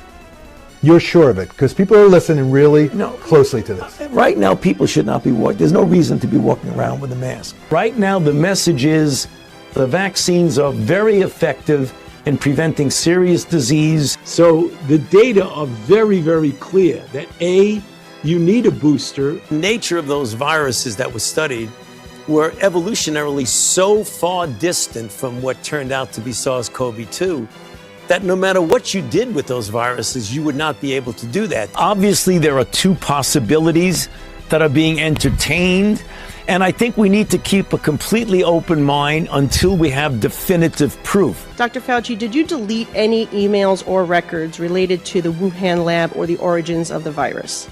No, I did not. I am very happy to testify before any congressional oversight committee. I have nothing to hide. On the advice of counsel, I respectfully decline to answer based upon my rights under the Fifth Amendment of the Constitution. I have not been misleading the American public under any circumstance. Don't touch that dial. You found your home of the truth. Do you solemnly swear to tell the truth, whole truth, and nothing but the truth? With the best analysis in America. You can't handle the truth. And now back to the John Fredericks Show. All right, it's great to have you back. And wow, what a day to have on my doctor, my favorite doctor, and my doctor, Dr. Kelly Victory, with us from the Wellness Company. Doc, thanks for getting up early in Denver, which you're on. Are you on Mountain Time or Pac Time? Mountain Time. Mountain Time. So there it is, 5:40 a.m., Dr. Kelly Victory. You only get up for me, right? I'm the only one. Exactly, John. I don't get up this early for anybody else. See, it's good to be special, Kelly. It's good to be special. It's my doctor. I love Dr. Kelly Victory. And I always get her to fix me up. That's why I'm so healthy. She's in charge of my health. She's doing a super job. So I look great, feel great, all because I do exactly what she says. And that's why I'm so healthy at 68, right? Did my 75 push-ups today at 4 a.m, right? Take all the stuff you told me to take. One thing you told me to take, Zeus. Best thing I do, I take a lot of your stuff, but I know this isn't even on the schedule, but I got to give a shout out to it because what Zeus is for guys, it is a natural testosterone supplement. As you get older, your testosterone starts draining out. Can't do anything about it. Now, I don't want synthetic injections, not my thing. And so I talked to Kelly about it. I had some issues, and she's like, hey, you need to take back. The time was called Mars. It's going to take you about 6 months, get your testosterone level up. Then Pete Hegseth comes out and says, guys are suffering from a testosterone drain. And I'm like, just get him Zeus. You have to give him shots because I've been on it now for 9 months. I take 2 a day, among other things I take. And my testosterone level has gone up. It was like just on the borderline of, where you got to get an injection. And now it's gone up over that after 6 months when I went and did my blood test. So this is one of the best things out there that the Wellness Company has for men. If you're 40 or over, check this out. Go to twc.health, twc.health/Godzilla. You're going to get 10% off. Promo code Godzilla. Do it now. And it's not overnight. It's going to take you 6 months to get there, but 6 months will come and go, and then you're there. And then you just can continue as maintenance like I have. As soon as I get up, the first 2 things I take, and Dr. Kelly recommended it. So, doctor, another great thing you did for me and my family. Thank you. Well, I'm glad you're taking it. Testosterone is so important for men. It's important not only to maintain lean body mass, but also to reduce brain fog, to help with your libido, helps with so many things, critical for bone health. And as you said, testosterone levels just naturally start to drop after the age of 40, quite precipitously. So doing a supplement like Zeus is really important for almost every man. Dr. Victory, before we get to some of the stuff you wanted to talk about today, you and I go back a long time. You were on the front lines of this COVID debacle that we had. Listening to Fauci take the fifth, listening to the interview that was done yesterday on CNN by RFK. I know you've seen that, where he completely eviscerated Dana Bash and the fake news at CNN. You were right about everything from the beginning. I mean, do you feel vindicated now? Absolutely. And I take no joy, unfortunately, in being vindicated, John. But I was right. I called it from day one. Everything from the fraud about masks, the made up concept of social distancing, the unnecessary element of lockdown, particularly for children who we knew were at such a de minimis risk from COVID as to be fundamentally zero. And then on to the horrible side effects that we knew we would see from the mRNA shots. Yes, I was right, and I find it absolutely appalling that Anthony Fauci refuses to answer the questions that the American public deserves to know.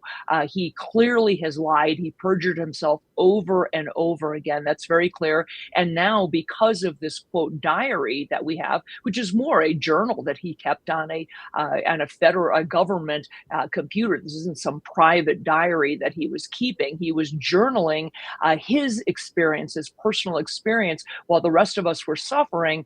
He was enjoying all of the benefits of being in the limelight, of having, the hoi polloi taking him out to dinner and fawning over him, while he day after day after day lied to government officials, lied to President Trump, and most importantly, lied to the American people. He is responsible for leaving a smoldering crater where our economy used to be. He destroyed the lives and livelihoods of millions of people, and he was personally responsible for the illness and deaths of millions of people as well. That's unconscionable. There were people who died alone without the companionship of their loved ones in their final hours. There were people who were put on ventilators and given remdesivir instead of the safe, readily available, well-tolerated medications like hydroxychloroquine, ivermectin, and steroids that those of us who were treating patients on the front line knew were effective. So yes, Anthony Fauci, he may not be held accountable in this life, John. He will ultimately be held accountable in his next life in front of God. And I do hope that people like Rand Paul, Bobby Kennedy, Ron Johnson will continue to expose just how evil Anthony Fauci and the people he was working with were to have foisted this debacle on not just Americans, on the entire planet. Dr. Fredericks, what did you think of Robert F. Kennedy's appearance on CNN the other day? Well, he was 100% correct in decimating, eviscerating, as you said, Dana Bash. She is parroting things. She is parroting the talking points that were handed to the entire mainstream media. Let's face it, none of what happened during COVID, John, could have happened had it not been for the complicity of the media. People like Dana Bash and many, many others, by the way, who marched out every day and not only shamed, ridiculed, and derided people who had an alternative theory or people who questioned the orthodoxy, people who questioned the narrative on everything from the source of the virus to the rationale for lockdowns to the safety of the vaccines. And you have someone like Dana Bash who says over and over again, multiple studies show, but she can't show you the studies. She can't cite the studies because she's never read them. She has no idea. She simply repeats the talking point. Studies show. And Bobby Kennedy is not someone you want to go toe-to-toe with on that if you don't know the studies, because Bobby does know them. Bobby knows the reality. He knows that not a single vaccine on the childhood vaccine schedule ever went through a truly randomized control trial with a placebo. Bobby knows that, and Dana Bash doesn't, and she looked like a fool. He made a fool out of her, and we need to do it over and over again, push back on the media, because as I said, without the complicity of the media, and unfortunately, without the complicity of many in my profession, meaning, healthcare professionals, we would never have had this happen, and it will happen again if we don't expose them for what they are.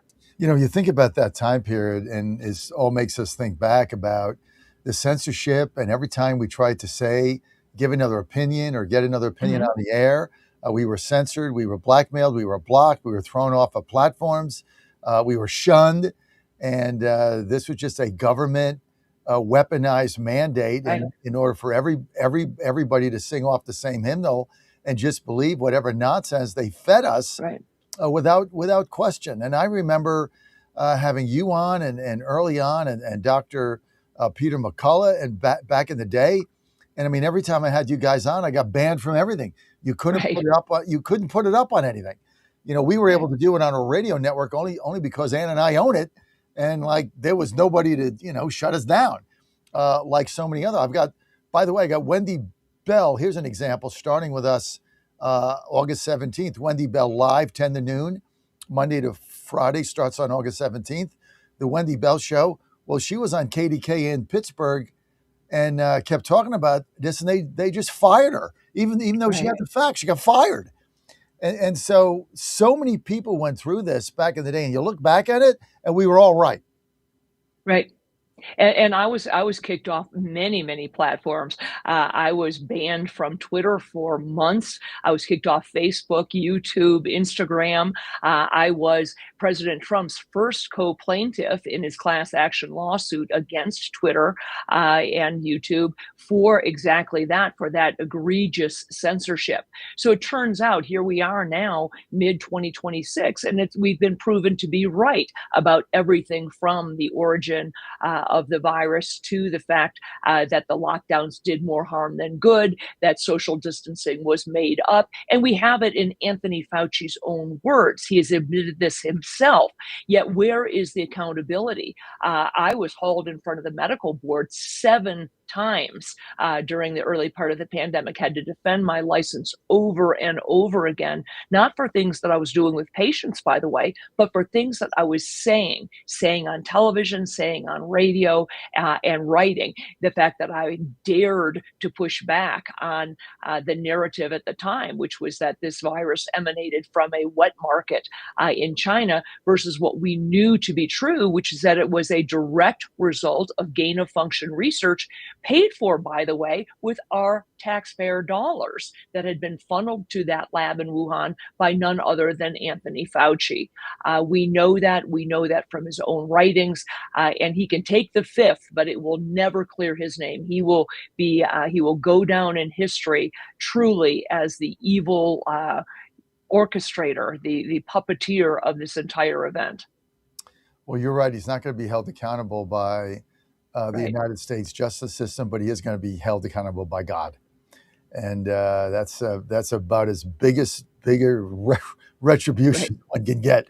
So, all right, I'm going to go to a phone call for you. John in Southwest Virginia has a question for Dr. Kelly Victory of the Wellness Company. Go ahead, John. Good morning, John. Good morning, Dr. Victory. Got a quick question for you on ivermectin and mebendazole.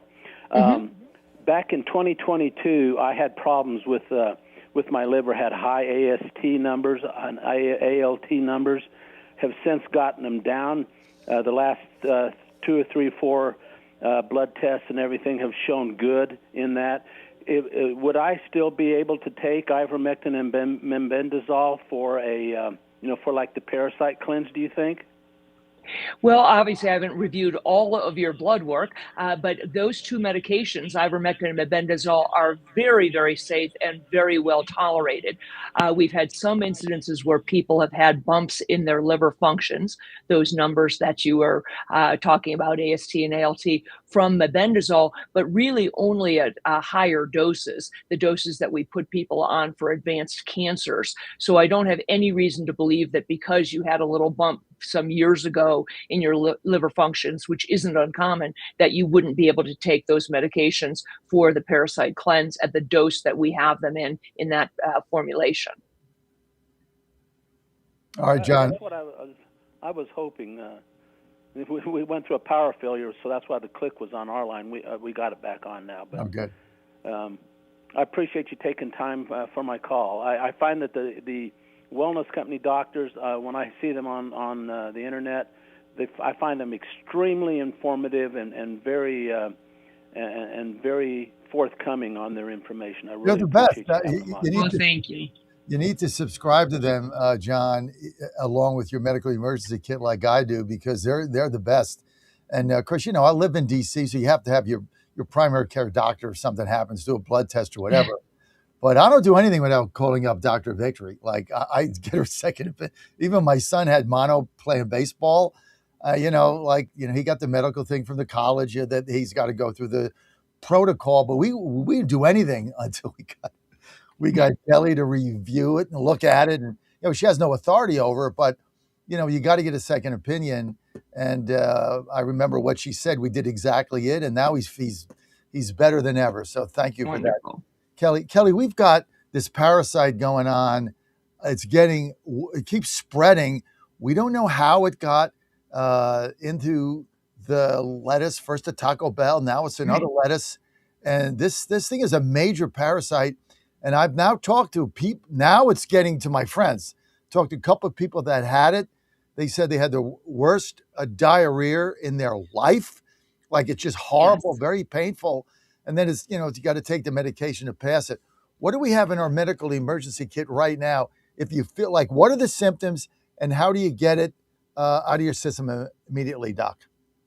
Well, the parasite you're talking about is Cyclospora, and it is a persnickety little parasite. It's very difficult, unfortunately, to wash off of the vegetables and fruits. It's generally in fruits and vegetables that we eat raw. Lettuce is a very common one, and that's where they seem to have tied this recent outbreak to leaf lettuce. It also can be passed on strawberries and raspberries, other raw fruits and vegetables. So what I'd recommend for people, the symptoms are, as you said, cramping, bloating, nausea, vomiting, and profuse watery diarrhea. The good news is, John, that it's easily treatable with a common antibiotic, one that we include in that blue kit. Goes by the brand name of Septra or Bactrim. It's trimethoprim sulfa. It's a sulfur antibiotic taken twice a day for 7 days. Absolutely will wipe out Cyclospora. So that's the good news. Should you come down with those symptoms, cramping, watery, explosive diarrhea, I would waste no time in treating this. If untreated, many people will clear it on their own, but it can go on for weeks or months if it's not treated with an antibiotic. And so I would not waste any time, given how vast and widespread this outbreak is. It's over multiple states now. Some thousands of people have come down with it, and it doesn't look like the government yet has a handle on exactly where it's coming from. They initially tied it to lettuce coming from Taylor Farms out of Mexico, but then they retracted that and said, well, we're not so sure. It's a difficult parasite to pin down in terms of where it's actually coming from. The testing is not great. So the best thing you can do is have a medical kit, have those antibiotics in hand. The last thing you want to do when you've got explosive diarrhea and abdominal cramping is have to go to your doctor or to an urgent care, or God forbid, sit in the waiting room at an emergency, at a hospital in an emergency room. So having the antibiotics ready on hand in your possession is exactly the right plan. This is the beauty of this, folks. It's there when you need it. And if you don't have it and you need it, it takes a week to get it. That doesn't make any sense. Go get it now, like we do. Like we travel to a wedding this weekend. The first thing I pack is my emergency medical kit. First thing I take, because I don't know what's going to happen to us. Right. The main thing is all you have to do is get it now, so then you have it. And if this parasite takes hold, I mean, look, we were driving back yesterday, I think, and we stopped at McDonald's because, we're in a hurry on the whatever interstate we were on going back to D.C. And, I got one of those chicken wrap things that's probably unhealthy, but it had lettuce in it. And I'm thinking to myself, I don't know what's in this lettuce. So I've got my medical emergency kit. All you have to do, folks, best thing you can do for you and your family, especially now, is go to twc.health/Godzilla, twc.health/Godzilla, and get your medical emergency kit today. You have to engage with a doctor online because these are prescription meds, but then you have it, and it takes 5 to 7 days to get it. And then you've got it, and put in promo code Godzilla. Don't forget that promo code Godzilla, because that's going to save you 10% right off the top. When you're there, this is what Ann said the other day. She said, I was on it because I had to replenish with something. And she said, I didn't realize how many vitamins they have that are better than what you get in GNC. They had a whole vitamin line that we take. We take vitamin E, we take vitamin D, we take vitamin C. And she said they have a whole vitamin line that's better than what you get at the CVS. Magnesium, I think she takes for cramping or something. I shouldn't say that on the air, but anyway, whatever. Just go to twc.health/Godzilla. Get yourself 10% off. Dr. Kelly Victory, thank you for being with us. Thanks for having me. Good to see you. You're the best, and she's always helping me out with something. Thank you, Doc. Thank you so much. We're going to be right back. We got John McGuire coming up. We've got Bert Mizzow at the bottom of the hour. We got Steve Stern, all right here on the John Fredericks Media Network, trucking the truth across America. Because a lot of times they'll say that to me, and then they'll go out and say, we don't know what he's talking about. Obviously, they don't want to be attacked. And they knew the extent of the attack because they saw it for me. Mr. Trump says fresh talks with Iran are planned for today. Iran's rhetoric remains defiant. Tehran continues insisting on continuing the Strait of Hormuz. The president's $1.8 billion anti-weaponization fund has been formally terminated by Acting Attorney General Todd Blanche. Move follows weeks of negotiations with two Republican senators who have been blocking his attorney general nomination. There is nothing yet on a motive for a deadly attack over the weekend at an Idaho fast food restaurant. 2 people killed, 7 others wounded in the mass shooting at the In-N-Out Burger.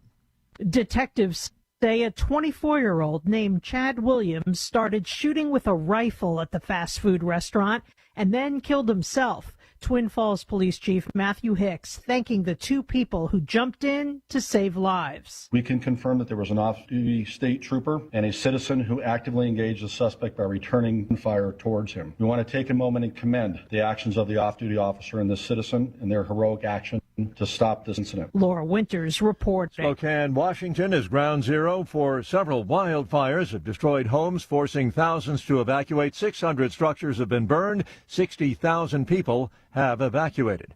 The Dow futures up 549 points. More on these stories at townhall.com. The following is a real-life story from Trinity Debt Management. When I was feeling the stress of too much credit card debt, I looked at 2 different options, debt settlement and debt management. They may sound the same, but guess what? They're not. Debt settlement seemed like a quick fix, but I found out it would destroy my credit, create tax headaches, and hit me with huge fees. They actually told me to stop paying my bills. No way, not me. Then I turned to a debt management plan developed by the team at Trinity. They worked with my creditors, lowered my payments, reduced my interest, saved me thousands, and paid off my debt. And Trinity is a Christian company, which is important to me. If credit card debt has you down, call Trinity at 1-800-990-6976. My name is Heather. Please forget debt settlement and remember Trinity Debt Management. 1-800-990-6976. Russian planes have dropped 8 powerful glide bombs on a city in southern Ukraine, killing 1 person, wounding dozens. Last evening's attack damaged 22 apartment buildings in Zaporizhia. Russia has used these Soviet-era bombs, retrofitted with guidance systems, to target Ukrainian cities since the invasion began more than 4 years ago. Ukrainian President Zelensky has urged other countries to send more U.S.-made Patriot air defense systems. Meanwhile, Ukrainian drones have struck a major warehouse belonging to Russia's version of online retailing giant Amazon. Myanmar's military government says detained former leader Aung San Suu Kyi has met with the International Committee of the Red Cross's representative in the capital today. It is a rare moment of contact with the outside world. The announcement includes 2 photographs showing Aung San Suu Kyi shaking hands with the ICRC's representative to Myanmar. News and analysis at townhall.com. Who should get to choose state Supreme Court justices? Kansas voters will be deciding Tuesday on a constitutional amendment to either let voters pick the state Supreme Court justices or have the governor appoint them. Governor Laura Kelly is a term-limited Democrat, and she opposes the measure, saying Gerrymandering and dark money have put the legislature out of step with the state. If the amendment passes, supporters are hoping to elect at least 4 conservative anti-abortion justices to the 7-member court by 2033. Republicans actually have a long list of Kansas court rulings they question. I'm Donna Warder. Key senators have unveiled a short-term spending bill to avoid a government shutdown during the middle of campaign season. The bill would keep federal agencies funded past the midterm elections, those agencies to be funded through the 11th of December. More on these stories, townhall.com. The Trump administration has brought positive changes when it comes to fixing our broken healthcare system. If we really want to make America healthy again, well, that starts at home. And that's where the Wellness Company comes in. You see and hear from the Wellness Company doctors all the time, and you know their products are the gold standard for keeping you and your family safe and healthy, giving you the opportunity to make sure you're prepared for whatever happens with their prescription medical kits. Additionally, the Wellness Company offers a variety of products, from parasite cleanses to methylene blue to weight loss and so much more. Make America healthy again starts at home. Do your part and protect the health of you and your family. Live a healthier, longer, and more satisfying life. Go to twc.health/Godzilla and order. That's twc.health/Godzilla. Use promo code Godzilla to save 10% today. At the end of the day, I don't care. That's Andy Ogles. I'm an economist, former member of law enforcement. I work for you traffic. After lying about his resume. I don't recall ever saying I had an economic degree. The local sheriff said Ogles lied about his work in child sex trafficking, and his phone was even seized by the FBI, and he's still under investigation. After all the lying, what's Andy's message to Tennessee families? Hey, I don't care. Paid for by Invest in Tomorrow Coalition PAC. Not authorized by any candidate or candidates committee. Van folded, and he never will. Paid for by Van for Tennessee. Now more than ever, it's imperative to support companies that share our conservative values. That's why I can't be more excited to tell you that I've switched my family to Patriot Mobile. Patriot Mobile is America's only Christian conservative wireless provider. When you switch to Patriot Mobile, you shift your support away from the leftist, woke, progressive agendas of Big Mobile. Patriot Mobile's wireless service works perfectly and seamlessly as you go about your lives with exceptional nationwide coverage that uses the same towers the main carriers use. Patriot Mobile donates a portion of every dollar earned to causes you care about, to organizations that fight for religious freedom, First and Second Amendments, sanctity of life, and the needs of veterans and first responders. Patriot Mobile has plans to fit any budget, along with great discounts for our veterans and first responder heroes, as well as multi-line users. Switching is easy. Just go to patriotmobile.com/Godzilla or call their U.S.-based customer service team, 972-PATRIOT. That's 972-728-7468. Use offer code Godzilla for free activation. Washington is wasting $500 million every year on a federal supervision system that doesn't work. Probation officers are overwhelmed. Resources are going to people who pose zero threat, while actual dangerous individuals slip through the cracks. The Safer Supervision Act stops the waste and refocuses every dollar on protecting families from harm. President Trump's own pollster found about 80% of Trump voters want this fixed. It's time for Congress to get this done. Stop the waste. Protect our communities. Visit safersupervision.com. Paid for by the Reform Action Fund. Everybody's talking about weight loss injections because the results are so dramatic. They work by lowering blood sugar and reducing appetite. So, what if you're looking to lose weight but not interested in painful weekly injections, especially when you hear about some of those intense side effects? That's why doctors created a weight loss supplement called Lean, and the results are remarkable. Hi, it's Tina with the John Fredericks Media Network, and I actually started taking Lean myself last week, and I'm already down 2 pounds. What I've noticed most is my appetite and sugar cravings. I'm usually hit with the munchies around 4 o'clock, so I started taking Lean just a little bit later in the morning, and I can really tell a difference when my normal snacking hour rolls around. Also, I play a lot of pickleball, and since taking Lean, I feel like I have so much more energy. Trying to lose weight at 55 has been incredibly frustrating, so my personal goal is to lose 20 pounds by the end of the year. And there's another reason why I'm serious about this. My last 2 blood sugar reports weren't where I wanted them to be. With the help of Lean, I'm working on my diet, exercise, and weight because I want a much better health report when I see my doctor again. And I'd really like to avoid hearing him say, "You should be on metformin." The ingredients studied in lean have been shown to lower your blood sugar, burn fat by converting it into energy, and curb your appetite and cravings, so you're not as hungry. But listen, lean is not for the casual dieter with only a few pounds to lose. The doctors at Brickhouse Nutrition created lean for frustrated dieters with 10 or more pounds to lose. Get started with 20% off and free rush shipping so you can add lean to your healthy diet and exercise plan. Go to takelean.com and enter the code Godzilla for your discount. That's discount code Godzilla at takelean.com. Live from the studios of the John Fredericks Media Network, it's The John Fredericks Show. Grab yourself a cup of 1775 coffee, sit back, and get ready for the best 4 hours of talk in the universe. To be part of the show, just call our toll-free number, 888-480-5646. And now, here's the Godzilla of Truth, the Oracle of the Deplorables, the man Jack Nicholson knows can handle the truth, John Fredericks. Great to have you back on the John Fredericks Media Network and all the John Fredericks radio apps. I got to tell you, Joe's getting back to go to campus August 10th. And we got this huge order from MyPillow that Ann got him all the stuff. We got pillows, we got bed sheets, we got Giza sheets, we got him new slippers, we got him socks. Thing came in a crate. I don't know what she bought. We got him a comforter. I'm like, well, he already had that stuff. Well, he went from this size bed to that size bed and whatever. He's got a new apartment. And so we saved all this money, and it's inflation buster. She said I probably saved, $300 or $400 just by going to MyPillow. I got free shipping. I would take advantage of it. He got the sheets, he got the pillows, he got the pillowcases, he got the comforter, he got a blanket, he got it all. He got socks, got it all just by going to mypillow.com, putting in promo code Godzilla. Got all the great savings, and he got free shipping, and got it right there. We're loading up in the car, and he's gone.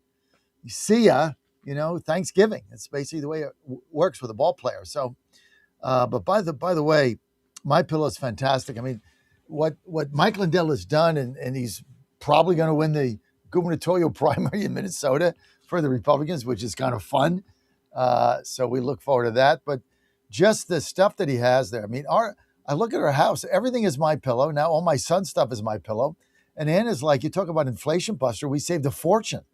Like she said, we saved literally hundreds of dollars in being able to do this. And it all comes to your door, and it's good.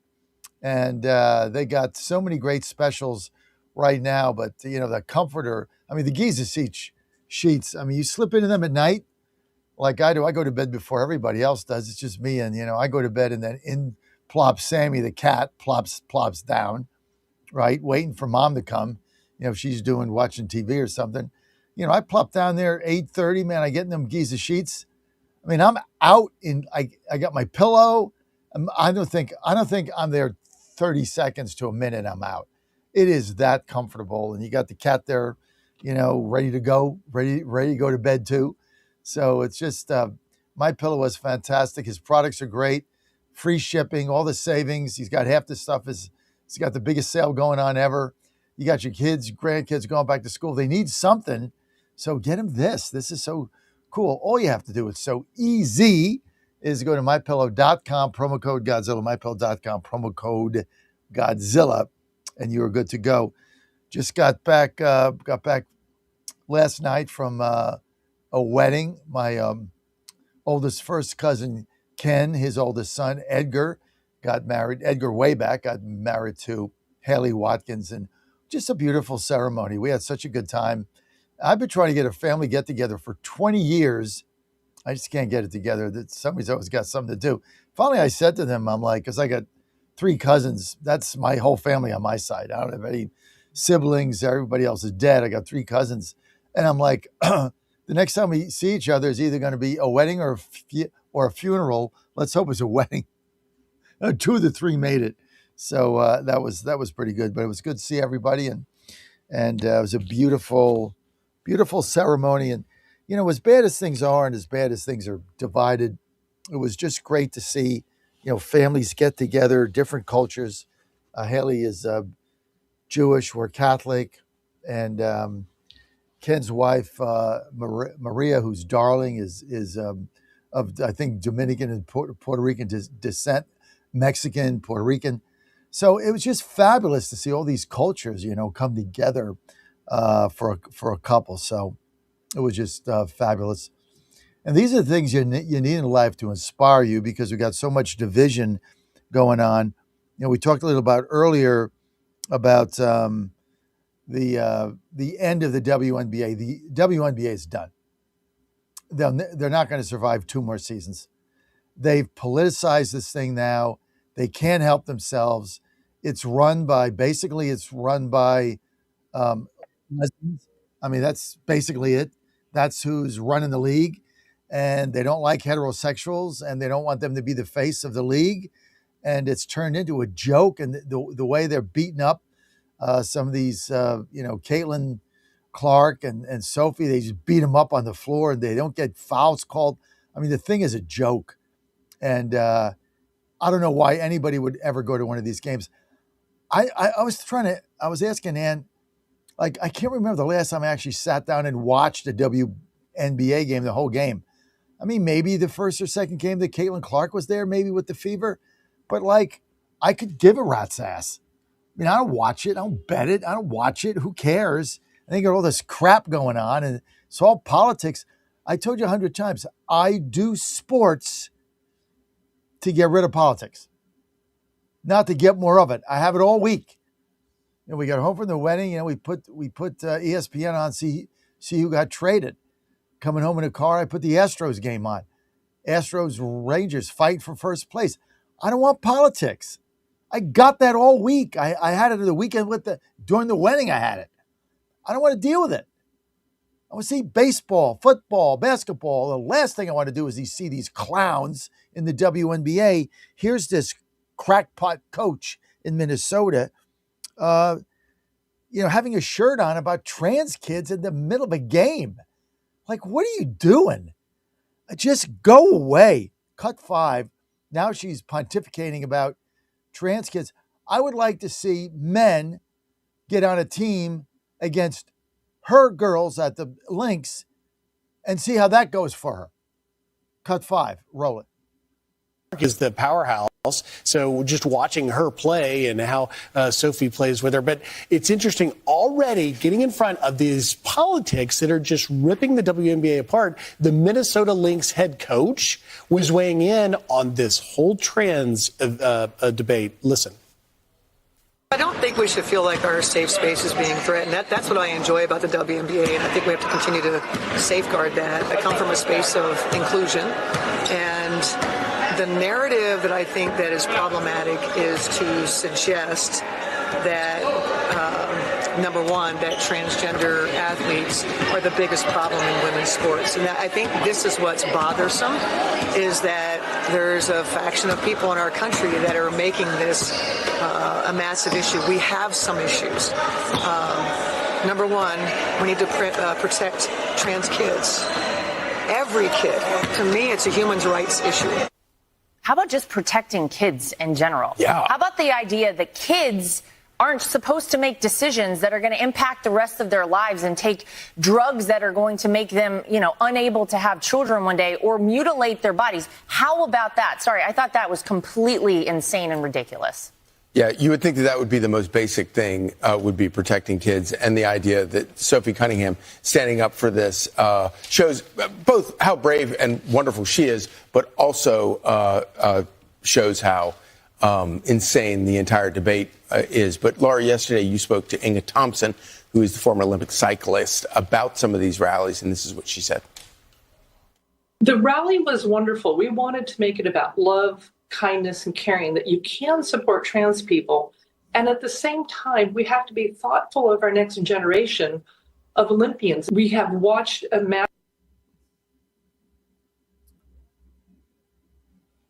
If you want to be a trans, fine.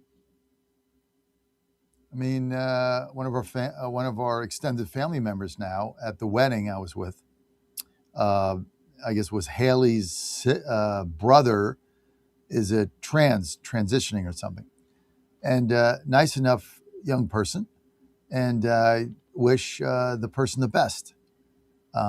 It's all good.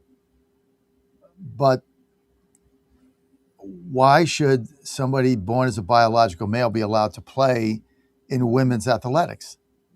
I mean, they're simply bigger and stronger. It doesn't make any sense. I mean, those that are opposed to this, like me, I mean, I spent the weekend with somebody transitioning on Haley's side that married my cousin's son. I guess it was her brother, now sister. I mean, that's their deal. I mean, that's fine. I have no issue with that, and they should be able to live the life they want. They're persons an adult. They're over 21. They choose whatever they want. As long as it's legal, it's fine. But that person shouldn't be playing volleyball against women, or soccer against women, or softball against women, or basketball against women, and really should be going into a locker room with my daughter at this point in time. Other than that, I don't think any of us have a problem with any trans person. I mean, we want them to be happy if that's the life they chose. If they choose to get a sex change, that's their, like somebody is gay. I mean, it is what it is. We're not opposed to this. The people on our side are not opposed to this. What we're opposed to is biological men playing in women's sports. If you would just drop that, no one cares. This is the irony of it. Stop forcing it upon us and live your life. I mean, there's certain things, if you make this happen, you can't do. As a trans male to a woman, you can still play in a men's league. You could go with a men's soccer team and have your hair in a bow tie and whatever one does. Who cares? Nobody has got a problem with this. It's when you try to put young girls at risk because of your political agenda. That's the problem you run into with us. When I say us, it's those of me that agree with Sophie Cunningham and agree with many others and President Trump, that biological men shouldn't be participating in women's athletics. Not in middle school, not in high school, not in college.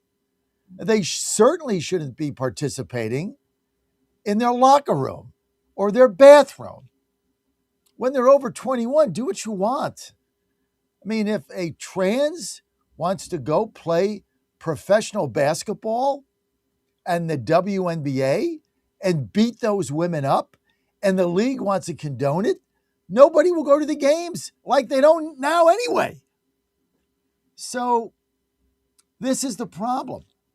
Nobody is opposed on our side to trans kids or young adults. We're opposed to biological men transitioning to females and playing in women's athletics. That's it. And going in their locker rooms in high school and middle school. That's it. Other than that, live your life. We don't care. I mean, we're driving home yesterday through D.C., and I guess there was a furry convention. I don't know, guys. I'm old school. I guess it was a furry. Still don't. Debbie Dooley told me what a furry was. I still don't get it. So there was a furry convention. So they were going to the convention, walking down the street in their furry outfits and various tails and furry things. And I don't know, it was a convention or a Halloween party. I don't know what it was, but it was all a bunch of furries. And had nothing to do with me. I don't care. You want to go to your convention and walk down the street in your furry outfits, you're not bothering me. As long as you're not jaywalking and put me at risk like anybody else, I don't really care. Anna was a little bit different. She was like, oh my God, what is this? I'm like, hey, they're going to a furry convention, probably up the street. I said, who knows? I don't care. It's got nothing to do with me. But start trying to put young women at risk, and I got a problem. And I think that's where the majority of Americans are. And so the WNBA is a joke. it is going to collapse. And it's going to collapse because it is now a 100% political statement endeavor.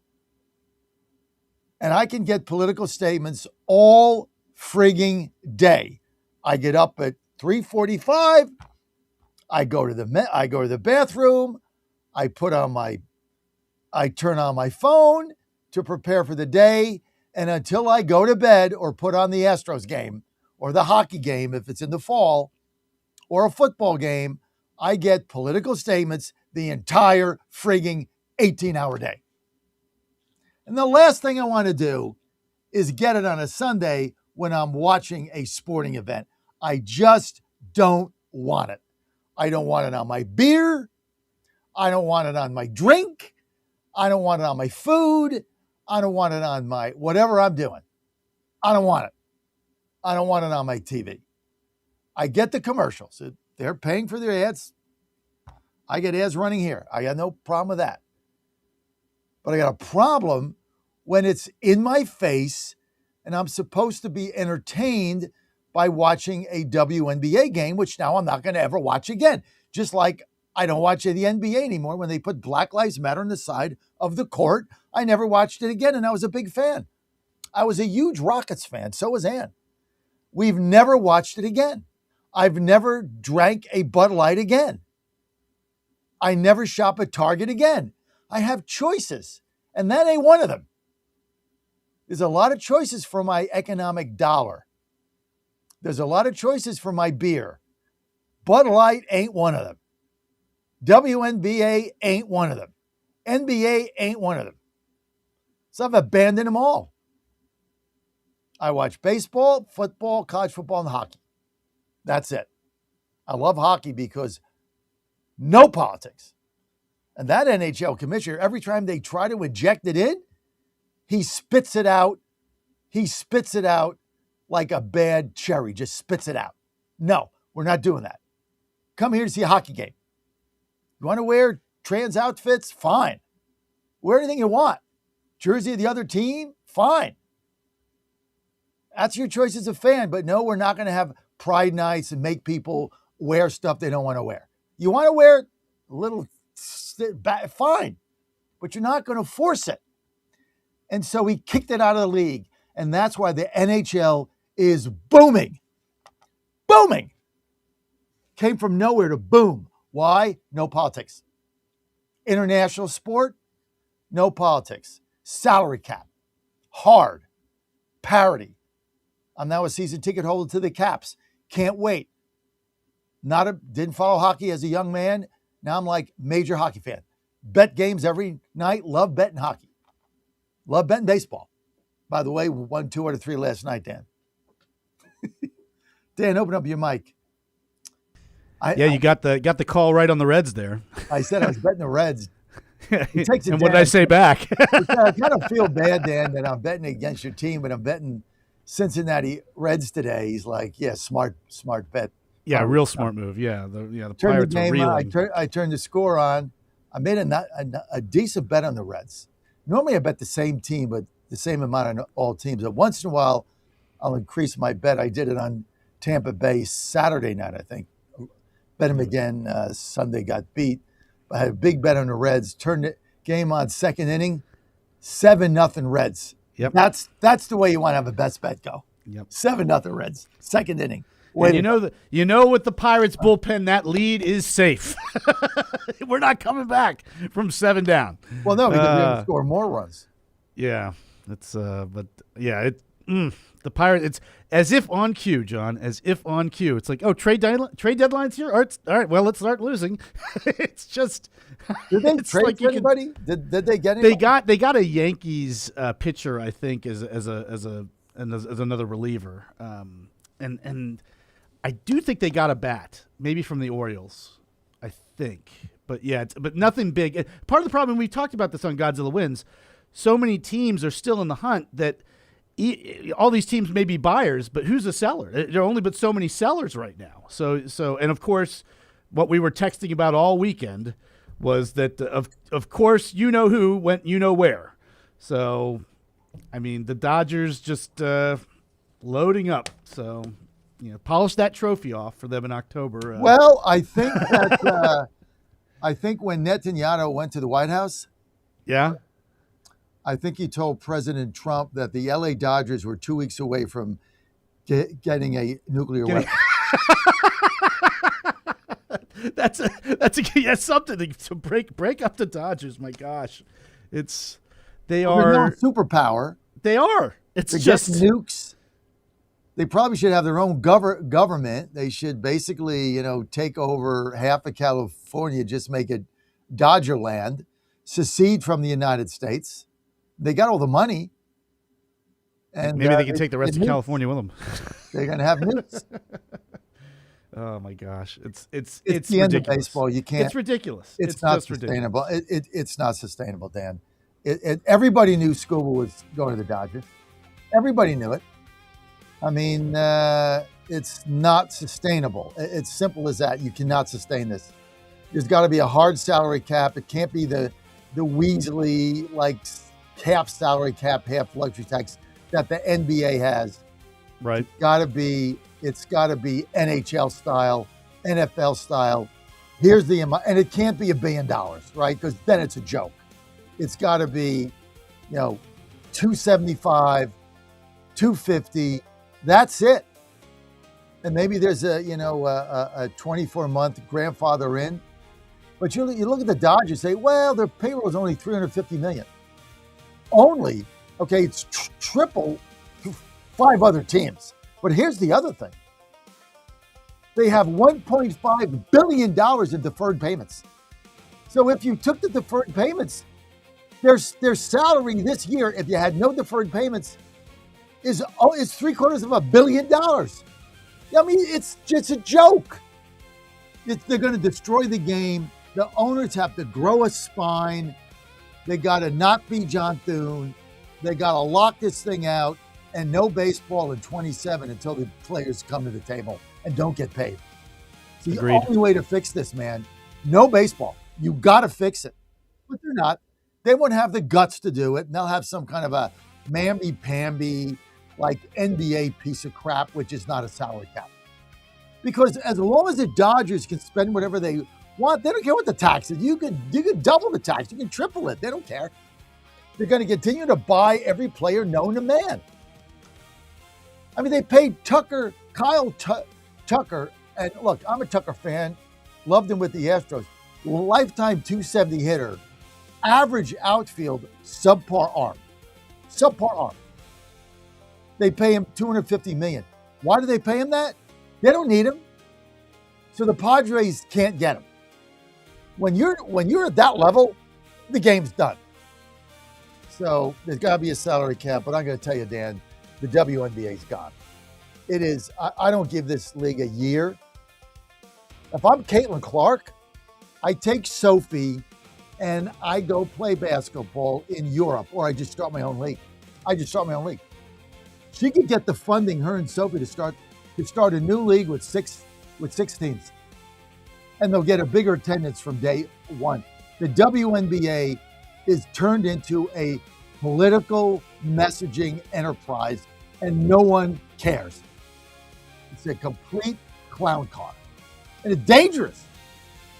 I mean, did you see the elbow that Sophie got the other day, and they called a foul on her? She almost knocked her teeth out. Yeah, that was my daughter. I'd pull her out of that league. I'd say, no, I'm done with this. We're done. You got to go do something else, because you're going to get hurt. Obviously, I feel strongly about this. All right, we got Bert Mizzato, I think, coming up. We got Steve Stern, plus your calls, 888-480. John, stay with us. 3 months, 450 minutes, all yours. Visit SAT123.com or call 855-980-5830. SAT123.com, 855-980-5830. Get surety and security with your sat phone. Call now. MyPillow's second annual mega sale is finally here. Get our patented premium MyPillows that adjust your exact individual needs to give you the best sleep of your life. When I got MyPillow, I'm asleep almost immediately. I stay asleep at night and I wake up more well-rested in the morning. I guarantee they're going to be the most comfortable pillows you'll ever own. King size only $24.98, queen size only $19.98. Giza Dream bed sheets, the best sheets in history, as low as $29.98. Lux Pier 6-piece towel sets, towels that actually dry you. What a concept. Now only $39.98. And our made in the USA mattresses and mattress toppers as low as $99.98. So go to mypillow.com or call the number on your screen. Use your promo code to take advantage of our second annual mega sale. Plus free shipping options available when you order today. So don't delay, order now. In 2008, the amount of concentrated time people could spend on a task without becoming distracted was 12 seconds. 5 years later, it was only 8 seconds, 1 second less than a goldfish. If you're often distracted or have trouble recalling information, you're likely to fall behind in the demanding, fast-paced 21st century. In other words, brain performance is more critical now than ever. Boost your brain power with Healthy Cell's Focus Plus Recall. Science-backed nootropics to help you sharpen focus, concentrate longer, enhance recall, improve mental speed, learn rapidly, and be more alert. It's a pill-free brain supplement made with maximum absorption ingestible gel technology, designed to feed your brain at the cellular level. Take it for a test drive. Go to healthycell.com and use code GODZILLA for 20% off your first order of Focus Plus Recall. That's healthycell.com, code GODZILLA for 20% off. Don't touch that dial. You found your home of the truth. Do you solemnly swear to tell the truth, whole truth, and nothing but the truth? With the best analysis in America. You can't handle the truth. And now back to the John Fredericks Show. Okay, let's get right to Bert Mizizawa. Bert is running for U.S. Senate. That's going to be decided tomorrow. Republican primary for the nomination. Biggest opponent he's got is David Williams. David was in our studio live at the 7 o'clock hour. Bert, thanks for being with us. We've only got a couple minutes. Let's get right to it. Tell us about your race, why you're running, and why you want people to vote for you if they haven't already done so tomorrow. Well, John, the race is going very well. As you probably remember, we got in the race late, so we had a little bit of ground to make up. But after we went through and got all the signatures, we ended up getting over 19,000 signatures, more than any other candidate, more than Mark Warner. And ever since then, we've been the favorite in this race. Well,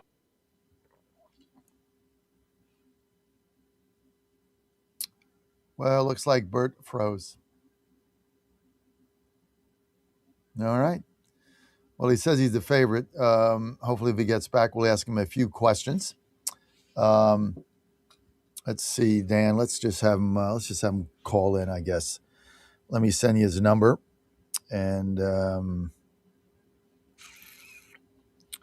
probably should have gotten a hard line, but let me see if I can find this Dan here on the fly. And I have Bert's number. I'm going to send him the call-in number right now. Yeah, just have him call in. It's all good. All right. Meantime, while you're doing that, I want to get to Joe Manchin. Cut 3.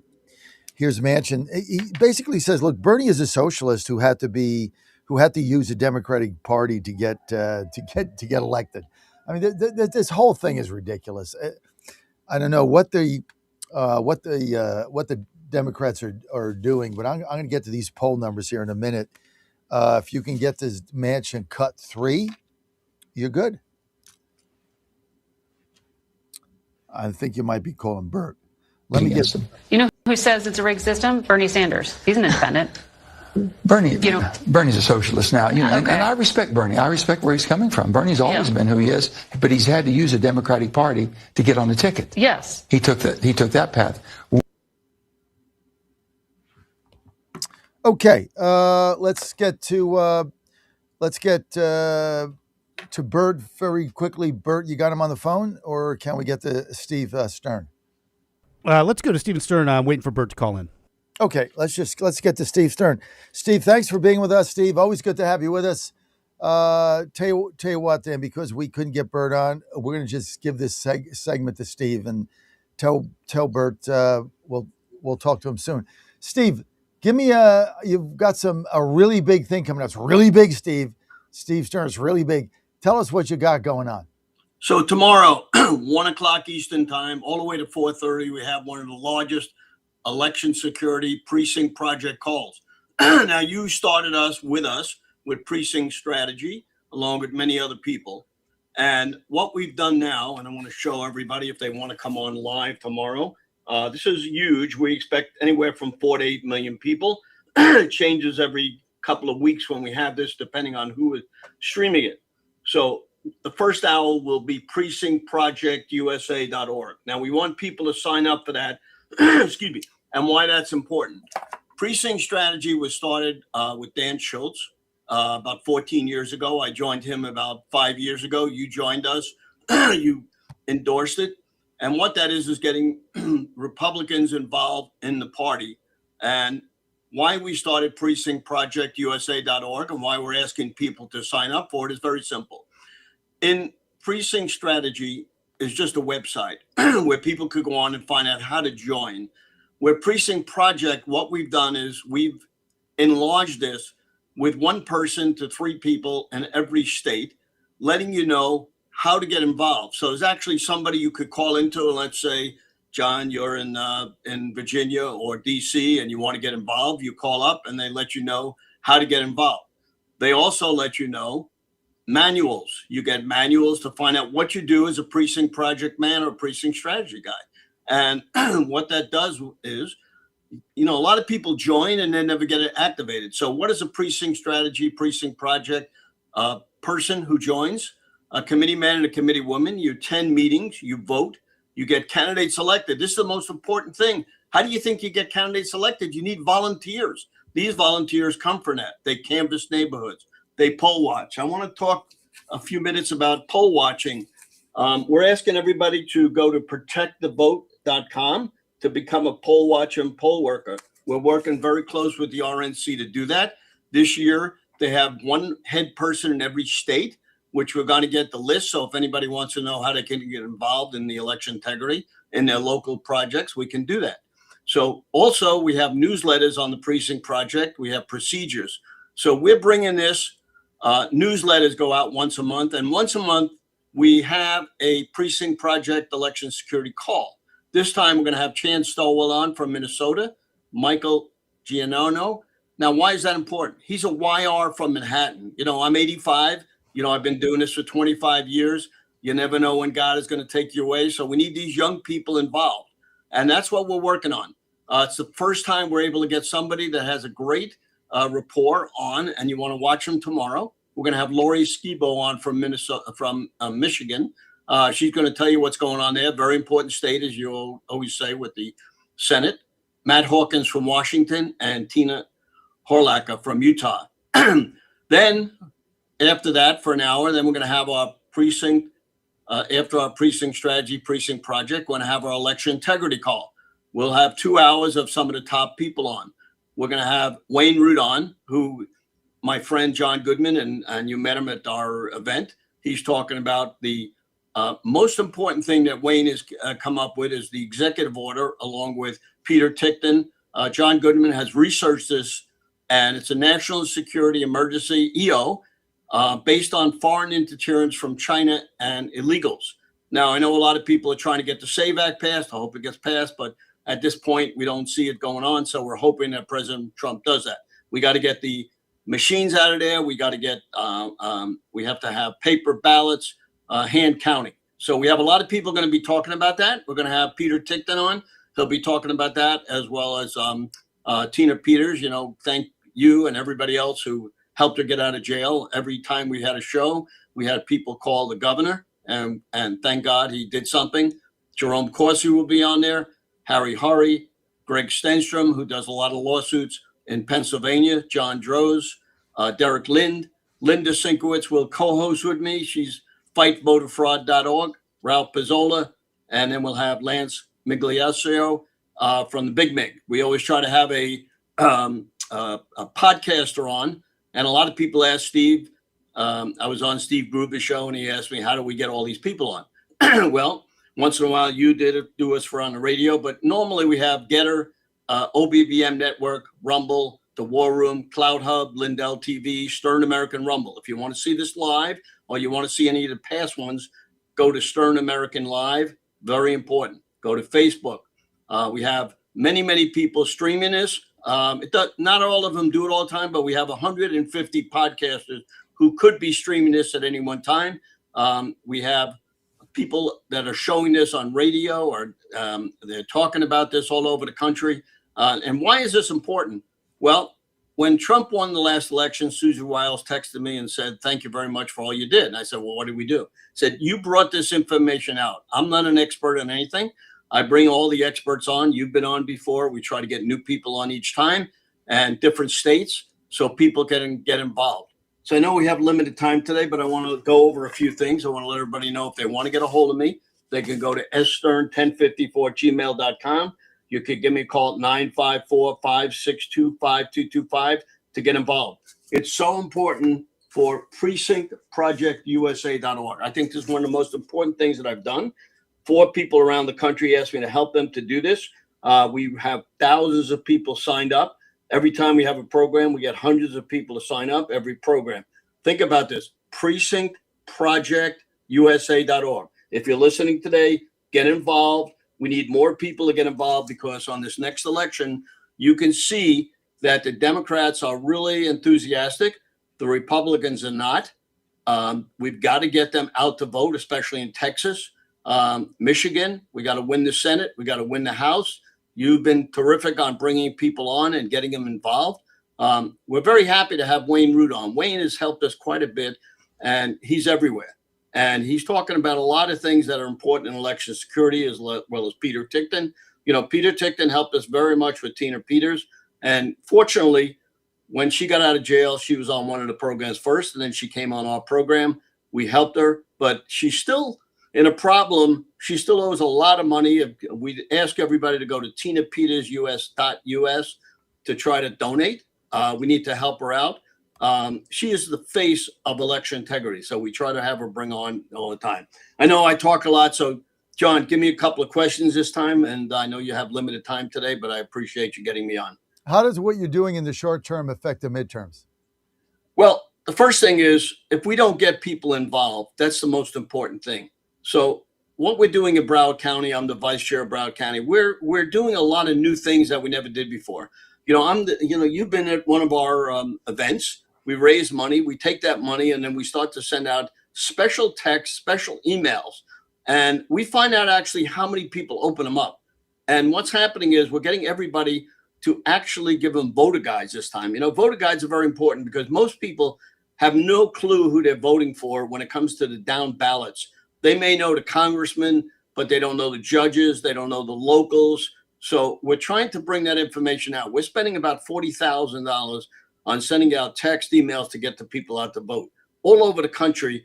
The RNC is doing the same thing. The RNC is spending a lot of money on making sure that this election is as fair as they can. And President Trump, if we can get rid of the illegal aliens voting, we're going to have a good time in winning a lot of elections, especially Texas, California, Illinois, New Jersey. As we see, you know, everybody's lying and say, hey, there's no illegals on. Then all of a sudden they find 5,000 illegals on it. Well, and they say, oh, that's a mistake. Well, we have a lot of people working. You know, Cleta Mitchell, she's doing a phenomenal job. Every Friday she has a Zoom meeting where she brings the latest information. So you have to decipher everything that's coming out because, you know, you've worked hard listening to many people talking about how the elections are going to be fairer, but yet we don't see that happening yet.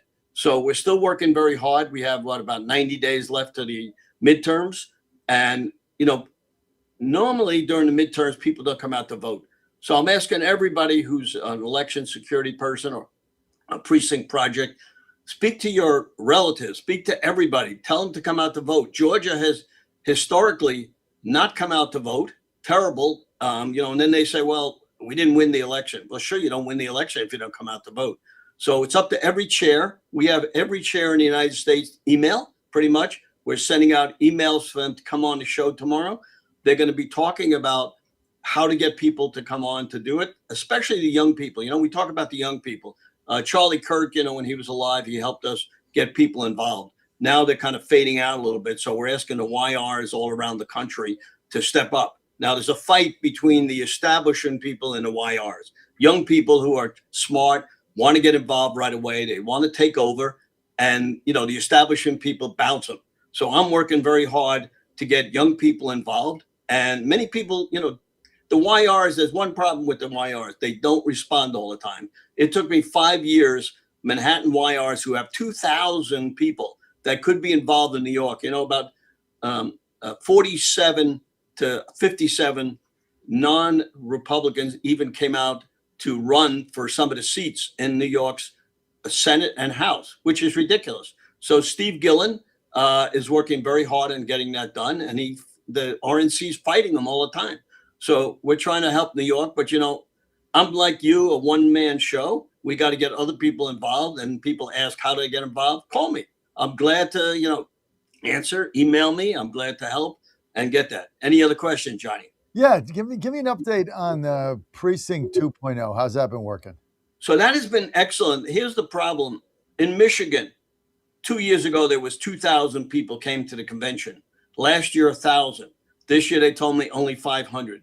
You could see that a lot of the older people are fading out. Now, think about this. Who is Precinct 2.0? It's people from 60 to 85. And why is that? Because they're retired. They have time to work. So it's very important that we get younger people involved. Give us an hour. Give us 2 hours. You could have 250 people in your precinct, but yet only 10 people work.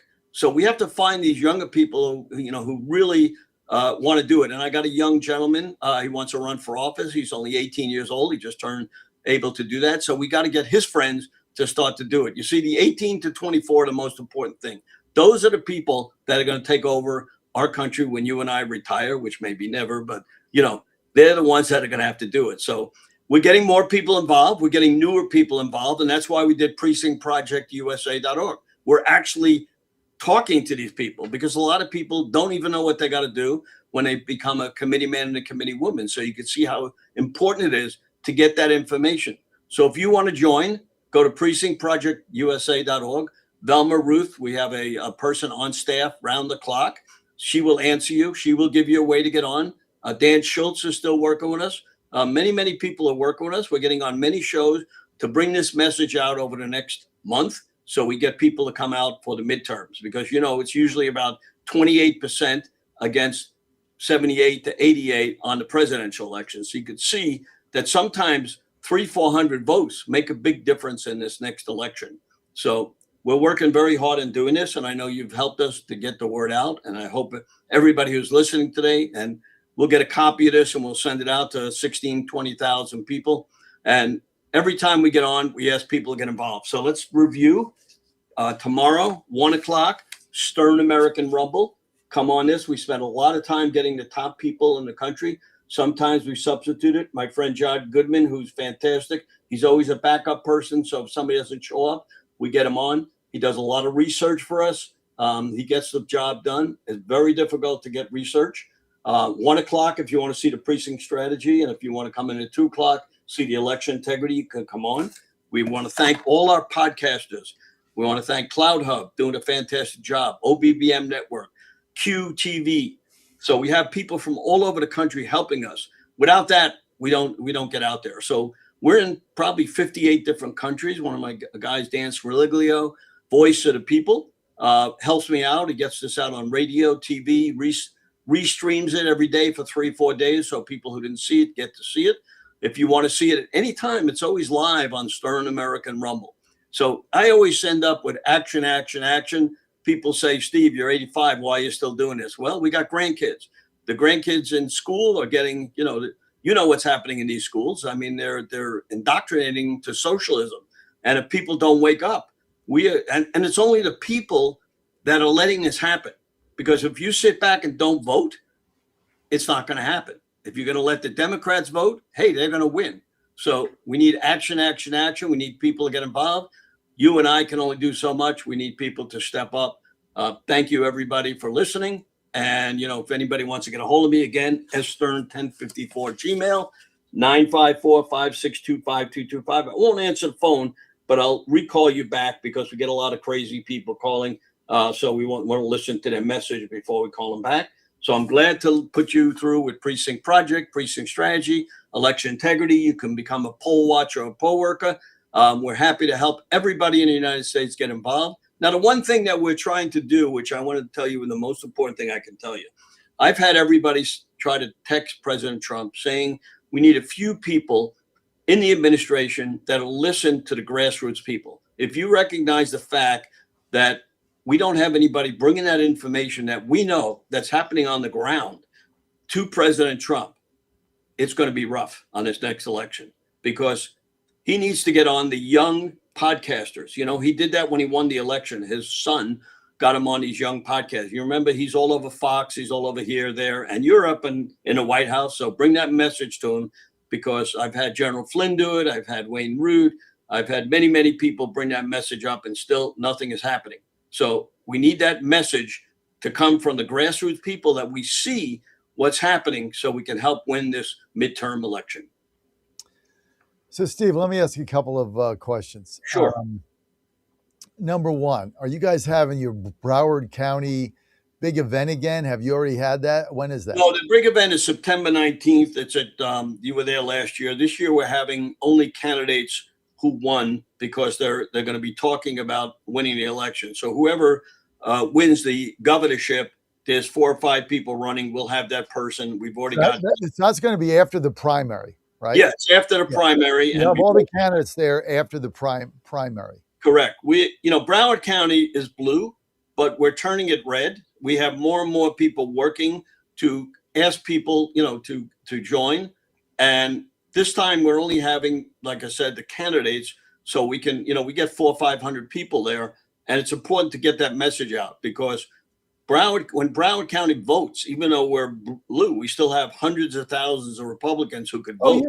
You affect the state. I mean, whether or not you win the county, you guys affect the whole state, because if you get a big vote there, the Republicans win big. Plus, you got a congressional seat there that's in play that we need to win. So, and you guys have done a super job in Broward County. I remember years ago, before you were involved, I mean, Broward County I used to go down there for meetings. I think it was a West Palm Beach Post was a paper. I think it was owned by the Tribune Company when I worked for Tribune.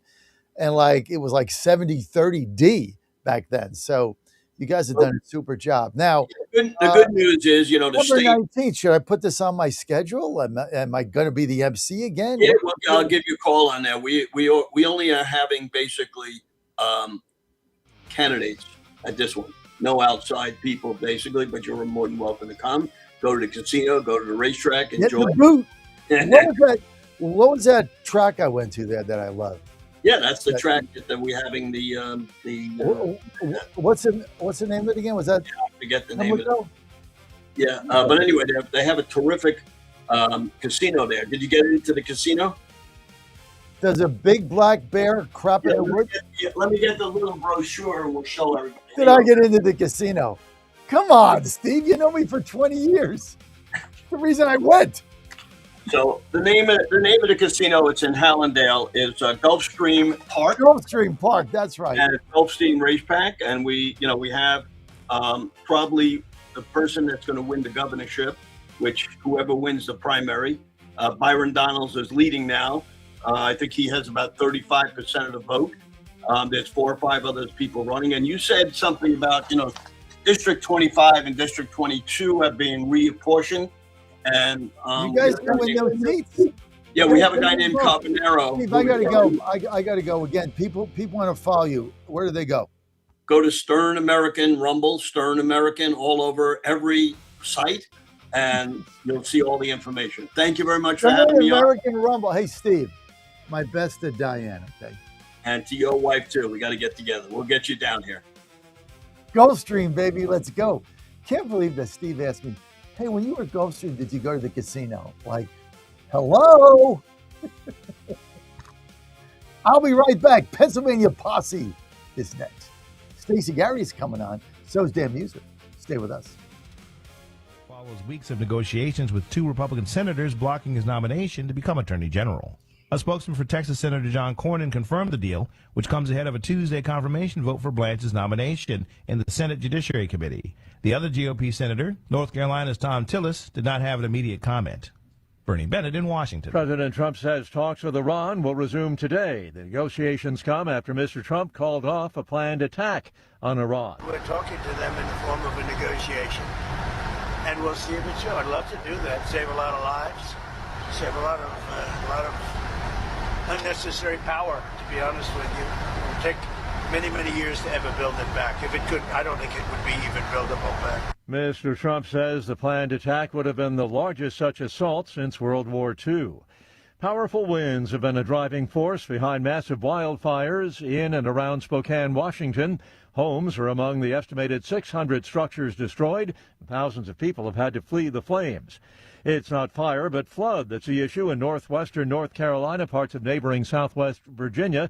State of emergency declared in flood-ravaged Surry County, North Carolina, where the roads have been washed out and other infrastructure heavily damaged. Cuba is in the dark again, an island-wide blackout caused by the collapse of Cuba's aging power grid.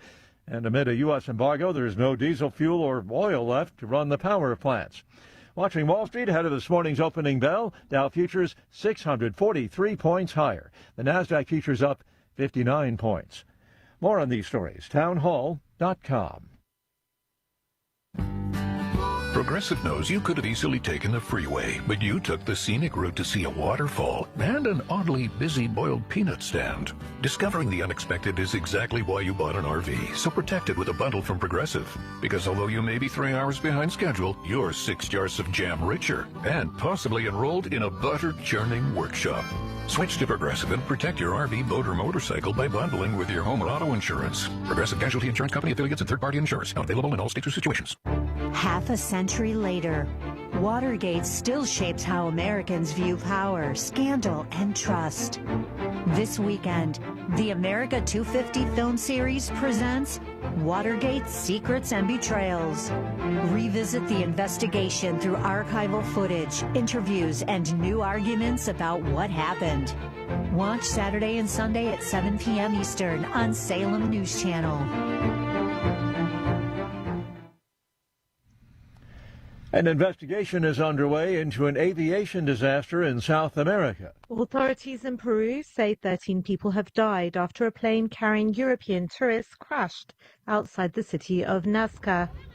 Witnesses approached the crash site on Saturday as footage showed a plane wreck in flames. The plane was taking the tourists to view the famed Nazca lines when it crashed into a field. Nazca's municipal government said the plane departed from the nearby city of Ica. Among the dead in Saturday's crash were 7 Italian citizens, 2 Spaniards and 2 Germans, according to officials. The other 2 fatalities were the pilot and co-pilot.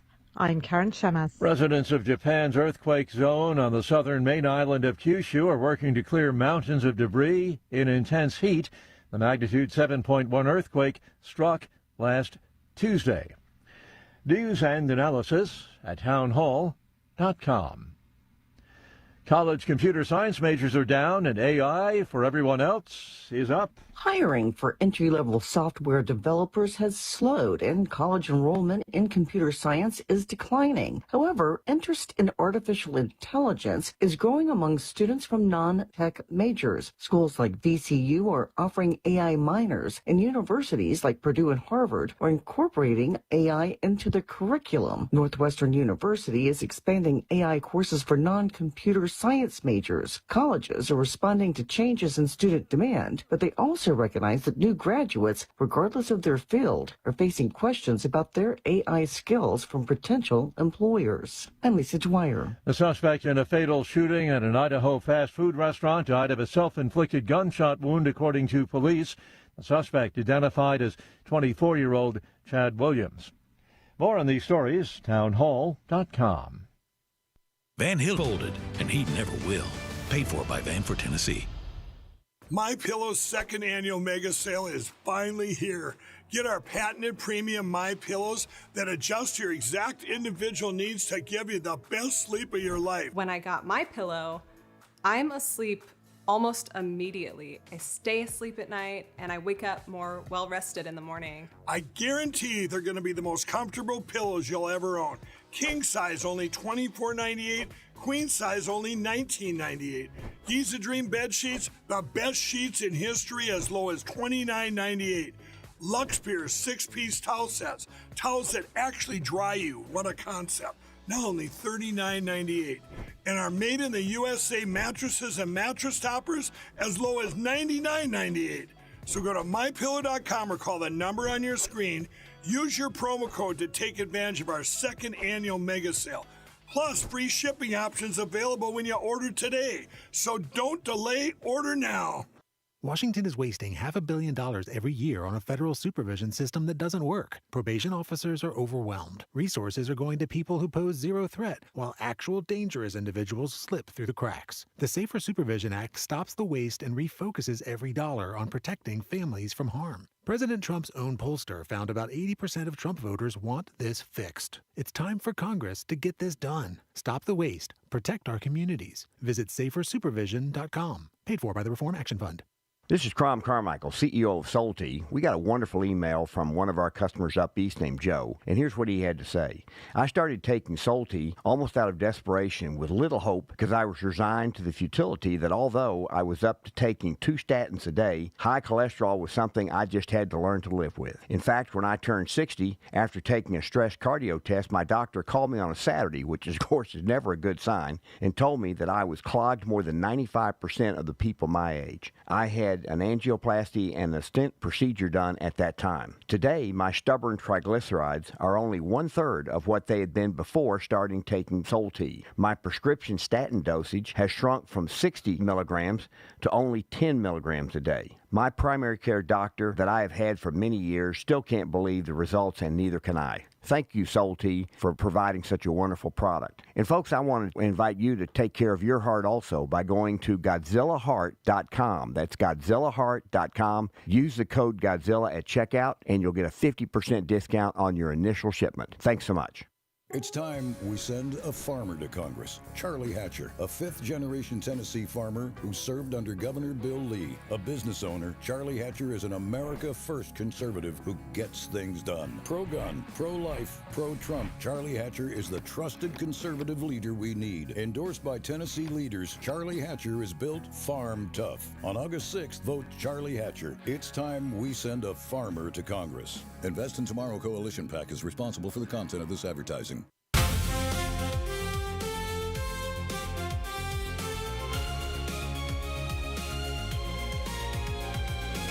Live from the studios of the John Fredericks Media Network, it's the John Fredericks Show. Grab yourself a cup of 1775 coffee, sit back, and get ready for the best 4 hours of talk in the universe. To be part of the show, just call our toll-free number, 888-480-5646. And now, here's the Godzilla of Truth, the Oracle of the Deplorables, the man who trucks the truth from coast to coast, John Fredericks. Okay, welcome to the John Fredericks Media Network. Great to have you. As always, back with us, I am your Godzilla of the Truth in America. It's Monday, which means it's time for the Pennsylvania Posse, and they are coming up. Hey, we got a new ad that Shapiro ran, Dan, that I sent you over the weekend. We're going to get that going. I'm featured. I finally made it. I finally arrived. I'm 68 years old. My whole life, I've waited for this moment where I am featured in a Josh Shapiro for Governor ad. I mean, you can't get better than this. It's like I died and went to heaven and came back to life. I mean, it's like Lazarus' resurrection. I'm in a Josh Shapiro for Governor ad with Stacey Garrity. You just can't get better than this. We'll play that in a minute. Dan, I sent it to you, I think. But we'll play that in a minute. First, though, we got to go to the Pennsylvania Posse. But first, I tell you what, you're probably on screen saying, Fredericks, you look so good. How do you do it? Do 75 push-ups every day. You're 68. You're losing weight. Lean, baby. Lean is the way to go. I've been taking this thing now for 2 weeks. Lost 2 pounds. You lose a pound a week, you're in good shape. I got to get from 245 to 225. Got on the scale today, 243, 2 pounds, going in the right direction. You want to do this the right way. You lose it all in a week, you just put it back on. You want to sustain it, endure it. And so far, so good. I take 3 of these babies a day. when I get up with a glass of water. And Dan, put the car on up here for lean, because this thing is absolutely one of the best things I've taken. And the thing I love about lean, and go to takelean.com, is it supports your metabolism. You get energy, burns fat, reduces your appetite, so you don't get the snacks in between. But I've only been on it 2 weeks. I lost 2 pounds, which is what I'm telling you guys. You want to lose 10 or 20 pounds and you're serious about it, guys and gals, then take a serious look at lean. Go to takelean.com, takelean.com, promo code Godzilla. You're going to get yourself 10% off. And again, best thing about this is no needles, right? No synthetic. Just open it up. You get tablets right there. You pop 3 of them in, glass of water. You're good for the day. You do it the next day. And sustainable weight loss is what I'm after. And I think so far so good. 2 week. Tina's been on it. My marketing director, she's been on it 2 weeks. She lost 2 pounds. I've been on it 2 weeks. I lost 2 pounds. So I got a little more body fat than her, so it's a little bit easier for me. But she's lost 2 pounds as well. That's what she told me. That's what she did in the ad. So we're good to go. Just go to takelean.com, Danny. I know Dan wants it. Takelean.com, promo code Godzilla.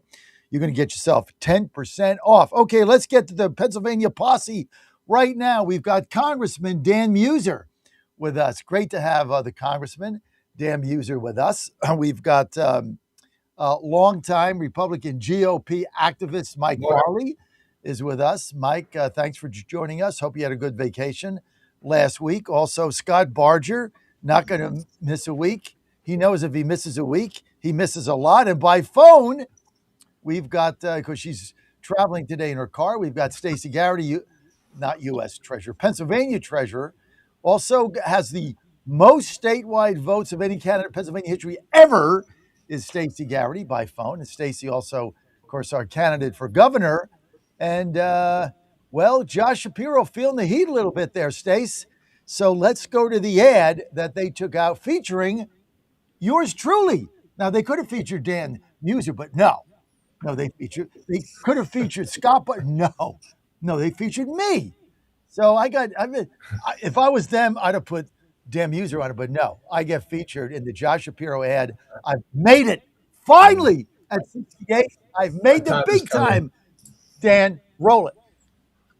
She's 100% MAGA. She's 100% MAGA. She's 100% MAGA. I want her to win in November. Because Stacey Garrity is all MAGA all the time. She called Trump's tariffs fantastic, even though costs are skyrocketing. Garrity said Congress should pass Trump's cuts to nursing homes and health care ASAP. And as governor, Garrity will put Trump's agenda ahead of Pennsylvania. Maybe that's why he said, I happen to like you more than I like me.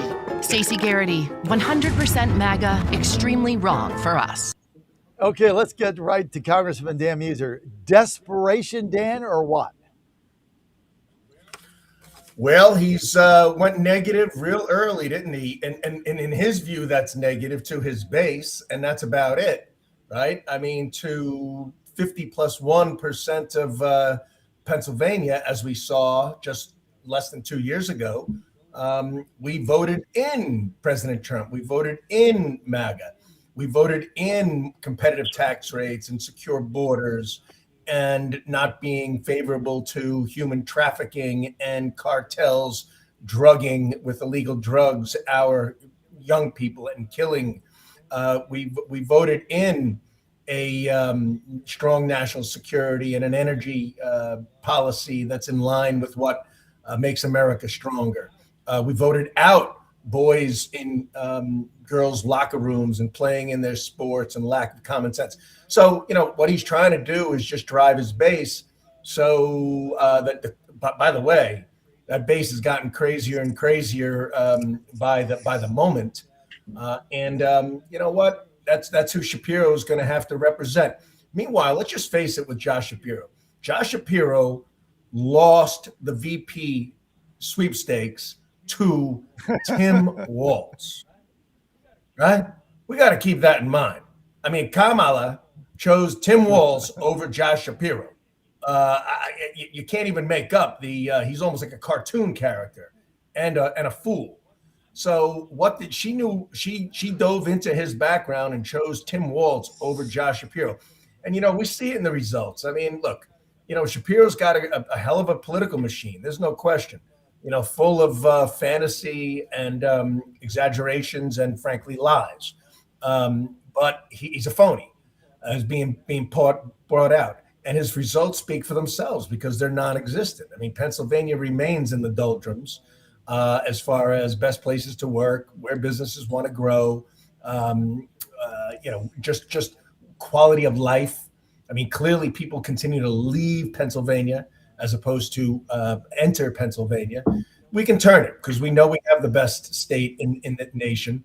And, somebody like Stacey Garrity has a plan to correct the wrongs of Shapiro, just like President Trump had the plan to correct the wrongs of Joe Biden. Garrity's got the plans to correct the wrongs of Wolf. Well, we happen to have Stacey Garrity by phone, treasurer of Pennsylvania, got the most statewide votes ever of any Pennsylvania candidate, either party. Stacey, also our candidate, I say our, even though I'm in D.C., our candidate for governor for Pennsylvania. And Stacey, well, they're taking these negative ads, calling you MAGA. I thought it helped. I thought it helped you, coupled with the fact that they had to get pictures of you. And normally, what candidates do, they try to find an unbecoming picture. Well, they couldn't do it. Both clips they had of you, you looked as great as ever. So it's like they had a hard time with that. But I think the ad actually backfired and helped you. Hey, John, great to be with you. Sorry, it's my car. Yeah, I had to watch it twice, and I said, "Oh, okay, that's all they have to say that I'm MAGA. That's great, fantastic." I mean, the newest rankings from U.S. News and World Report came out this past week, and Pennsylvania is now ranked. We were ranked 38th economically. We are now 47th out of 50.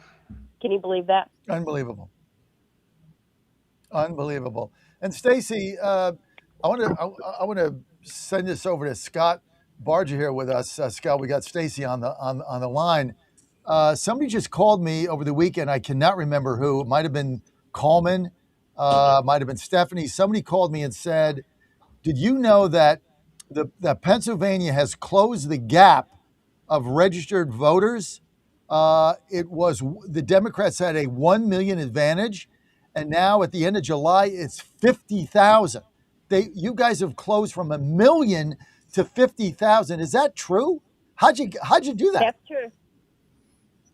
That's true. You know what? Patriots and the failed policies of Josh Shapiro, people like Scott Pressler getting people signed up, and people want to bring common sense back to the Commonwealth. But I know you're taking it over to Scott, my good friend. Stacey, I'd always yield to you. I think what we're showing is that we have more of a grassroots machine than what I think a lot of people give us credit for. I hear people point at the Democrats as though they are the ones that invented grassroots activism. This is not true. They outspend us in just about every race, and yet we hang in there with them. Why is that? Well, two reasons. Number one, our message resonates with Pennsylvanians, and number two, we work our tails off. We really do. And I think that change in the voter registration is a result of that hard work from grassroots activists that most people have never heard of, who work and work and work and work. Why? Because they believe in an America First message. They believe that it's best for Pennsylvania. They don't spend time doom scrolling on Facebook. They don't spend time, watching Netflix. They go out and they talk to their neighbors. They register voters. They do it every single day. That's why we're catching up. That's why Pennsylvania is tilting red. Mike Barley, you've been involved in Pennsylvania politics as an activist a very long time, but there is a shift here. I mean, I remember when I registered there, and we took our son with us, who was, I guess it was 3 years ago, he was 19 at the time or something. And I remember him registering there, and the DMV person, we were in Pittsburgh, telling us, wow, you wouldn't believe the number, I guess she was a Republican, said, you wouldn't believe the number of young people that come in here to get their driver's license and register as Republicans. Motor Voter was supposed to help the Democrats. It's like done the opposite. Comment on that. Mike. Yeah, look, and you know, I think any of these efforts, and the treasurer mentioned, and I know the congressman has a great relationship with folks like Scott Pressler and these folks on the ground. They're doing a great job. There's no doubt about it. They're at county fairs today, I'm sure. The fuel though has been, and it gets back to the original point, President Trump. Support for President Trump, and that's been the difference. I remember in 2008, that big divide in the voter registration started when Hillary and Barack Obama had their heated primary that went down to Pennsylvania, and the attention that brought, and that exploded that voter registration gap, right? But it was difficult to chip away without someone they could believe in. That someone was President Trump. And that's a big reason why this is happening. So when you see commercials like the one we just saw with, you know, stating the obvious, in my opinion, that Stacey Garrity is MAGA. She's never claimed not to be MAGA. She's always been MAGA. And the danger with that is, on the other side, if you want to start playing those politics, who are you aligned with? Where's your party at right now? The Democrat Party is socialism. So I'm not sure that's a winning strategy, but that's where they decided to go. And I think that may say something about the numbers they're seeing. Stacey, yeah, and I'll just add, if I can, just real quick. No, I'm sorry, no, John. go ahead, Dan. We're also being enlightened, if you will, by the extreme left, right? I mean, what Pennsylvanians are relating to the extreme left?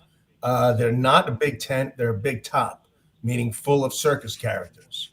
I mean, number one, right? I mean, their candidates are out there. I mean, MAGA is Make America Great Again. Their plan is to make America something it's not, and never, and as far as we're concerned, never will be.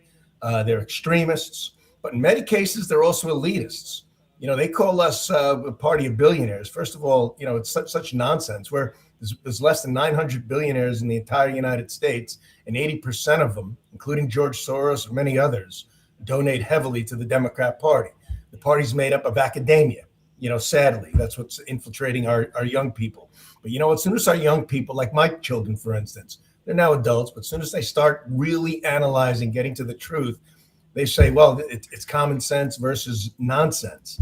And it's true. But also the public unions, state, the teachers unions, the state unions, they stay with this group, and those who, you know, buy into the lies, thinking that we're out there cutting entitlements. Well, meanwhile, we're just trying to save them.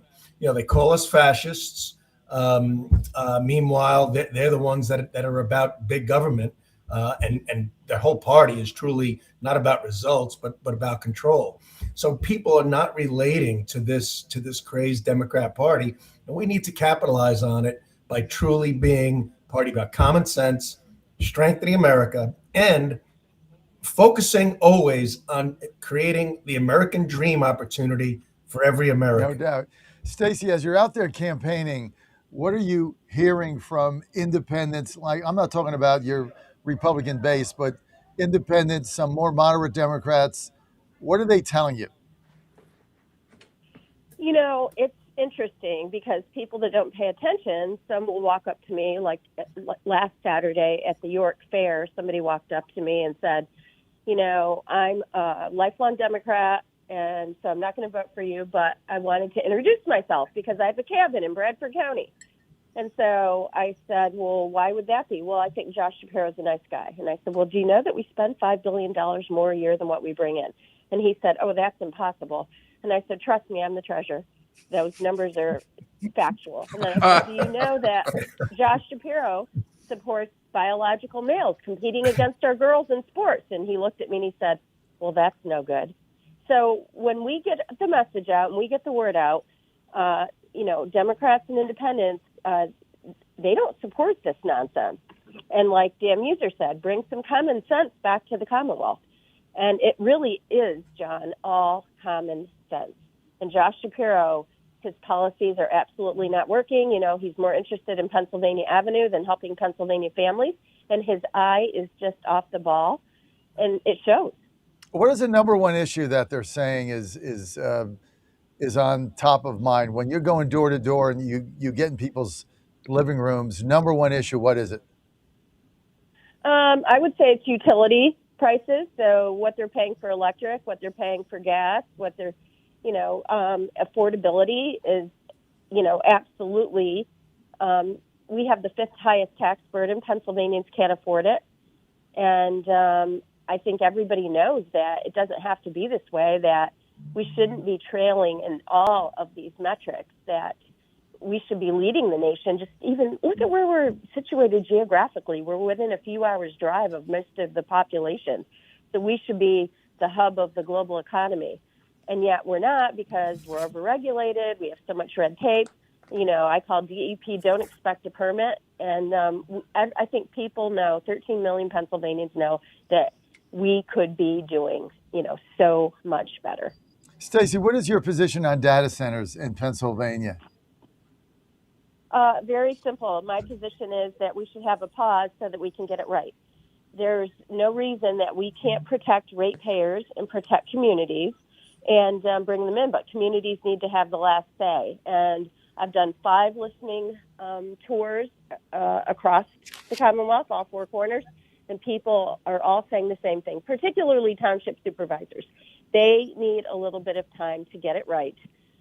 Because a lot of their zoning is back from the 60s and 70s.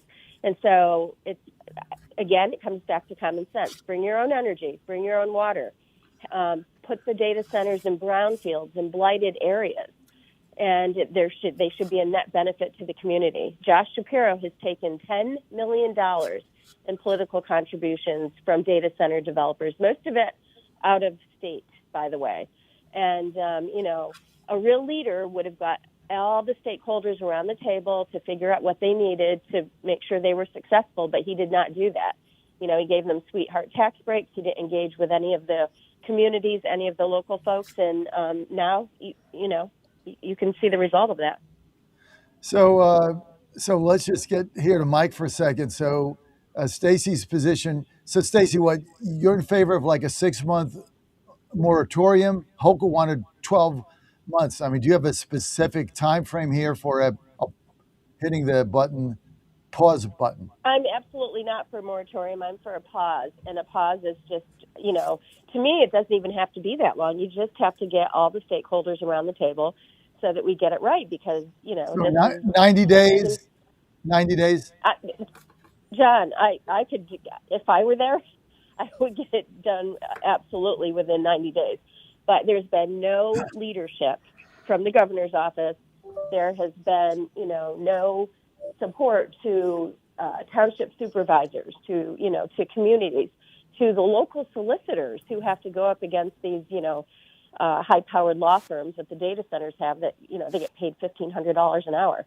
So we need to give our, community some support, because, again, there is no reason why ratepayers they should be protected. And we should not be taking our precious farmland. I went to Union County 2 Fridays ago because a farmer wrote a letter to my office, to the treasurer. So I went out to the farm, and she started crying because this farm had been in her family for over 100 years, and they're threatening eminent domain to support one data center. And I looked at the map, and in fact, I have the map in my car. There are 5 routes, and 2 routes did not go through farmland. But again, they want to take the easy way out. Dana, are we going to see congressional action here? Well, look, the president has made many comments on it, and he's, clearly stated how he's favorable to it.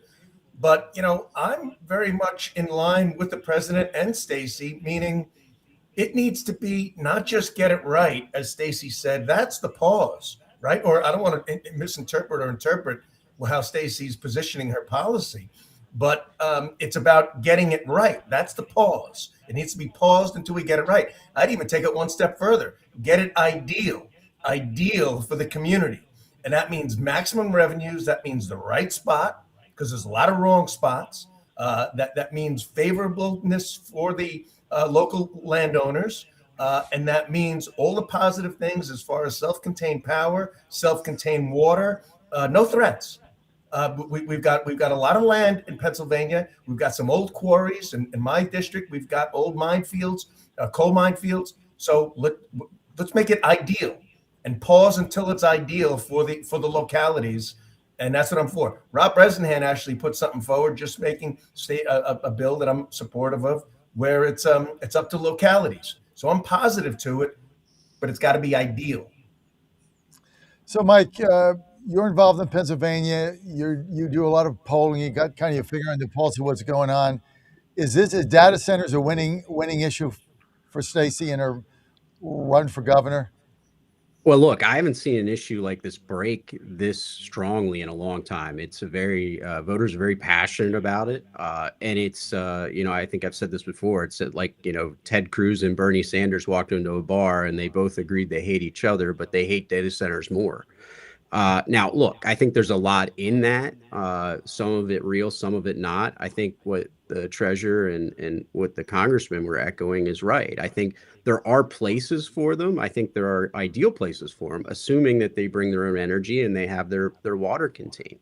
But we need to be focused on those right locations, not putting them in to what the treasurer said, to put them in somebody's farm that they've had for 100 years is insane. There's plenty of places to put them. I think you look at what's happening with the old 3 Mile Island. Now that's a very unique situation where it was decommissioned and they're bringing it back on to start a data center. And that's an ideal situation. And actually, when I travel around the country, I hear that project being talked about as being an ideal situation. So look, I think voters care about this. They're watching it. They're going to see where the candidates are lined up on this. And I think that the treasurer's got the right position. Stacey, another issue which is coming up in the State House, or hopefully will come up, is the skill games issue in Pennsylvania. We got all these skill games out there. Of course, Mike Barley, one of the representatives for that, full disclosure. But unlike other states, I mean, they're regulated. There's a lot of small businesses that depend on the revenue they bring in. Also firehouses, VFW halls, things of that nature. And it's in limbo right now where it's not approved. You got like 120 days or 90 days or something to get this done. It's not really on Shapiro's agenda. How do you stand on it? And what is the future of these skill games if you're governor of Pennsylvania? So I am absolutely not for taxing them at 52%. I mean, you can't say that they're competing with slot machines. These slot machines, they made the most revenue. That I think they had a record-breaking year this past year. So I think we really have to be mindful of the VFWs, the Legions, the fire halls that give back so much to the community, and skill games have really helped them. Now, I'm not saying they don't need to be regulated. I'm not saying they don't need to be taxed. But again, I think we have to use some common sense. And I've spoke to so many small businesses that said, hey, if they're at 52%, we're out. We're done. Scott, do you want to weigh in? Yeah. The treasurer's right. We have to be careful. Look, when people bring this up back home, I point out to them, first of all, remember, this is why we shouldn't legislate from the bench, right? We shouldn't let judges pass laws. This is kind of why we're in this mess, is because a judge made a ruling and we never really figured out how to do it. So these operators have been in gray area for some time, but they're doing things in our community that haven't been done before. The treasurer's right. We have VFWs, fire halls, small businesses, six-pack shops here in Blair County that can pay their people more money because they have this additional revenue. It's not like they're, making money hand over fist, but it's helping close the gap through tough times, especially since COVID. And so, we've got this issue. It wasn't really rolled out the best way, but it's here and it's in our communities, and we have organizations and small businesses that are alive because of skill games. And so we got to get it right. You can't come in here with a heavy-handed tax that just destroys these guys. And then what? Now, your original question, are we going to get at it? Listen, in the State House, it's an election year. Someone told me once, John, that the safest harbor for an elected official is inaction. Like, do nothing is the safest path. And I think that's what my Democrat colleagues in the House of Representatives are doing. They want to do nothing because until Election Day, because that's safe. But that's not fair to the people of Pennsylvania, and certainly not fair to these small businesses that have come to rely on skills games and the revenue that they bring to their communities. When does the clock run out, Scott? Soon. Mike, soon, right? October 13th. Well, you can't wait till after the election. You can't take him out and then try to put him back in. That's the clock ran out on this second degree murder thing too. We didn't care about that. The Democrats sat on that bill for how long and then ruined it at the last minute, sent it back to the Senate in an unpassable form. They don't care about your timetable, John. They don't care. It's an election year, man. It's time to get elected, baby. Exactly. And the clock ran out July 24th, and guess what happened July 24th? Oh, Nothing. Josh Shapiro didn't have time to weigh in on second-degree felony murder, but he weighed in and made sure that July 24th was LeBron James Day. Not that we don't want the 76ers to do well, but we need to stand for victims. Well, now that you brought the 76ers up and LeBron James, that gives my segue to sports. Thank you very much, Dan Muser and Stacey Garrity. So, Dan, I think it was over the weekend, chaos again in the NCAA. You got some very big schools there, Big Ten schools. You got ACC school, Pitt. You got Penn State. You got Army. You got a lot of big schools, right? Now, some judge rules basically 5-year eligibility. Well, we're going to now grandfather in people that came in 2022, which they're not eligible for a fifth year. Now it's causing chaos in rosters. Rosters are set, NIL money spent. Now the issue becomes, well, if you signed a professional contract, does that make you ineligible? So the NCAA is now a joke because it has no teeth. You got all these schools in Pennsylvania. What's the deal? And are we ever going to get federal legislation? Ted Cruz told me he has no votes for this in the Senate. He says no Democrat votes in the Senate. He said 0. He said I don't even have a 1. So now what happens, Dan? Well, I'll tell you what, John, honestly, I'm not following it as closely as perhaps I should, the latest.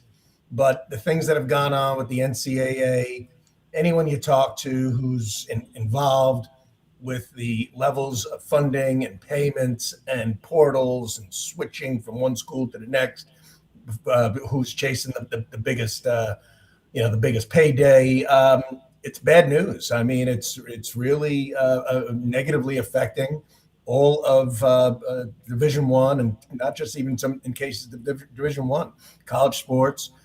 We've had a couple of bills. I need to see. I question not just our leadership, but even myself. Where are we on this? Because we are getting from some former Penn State officials, for instance, some people I know very well that ran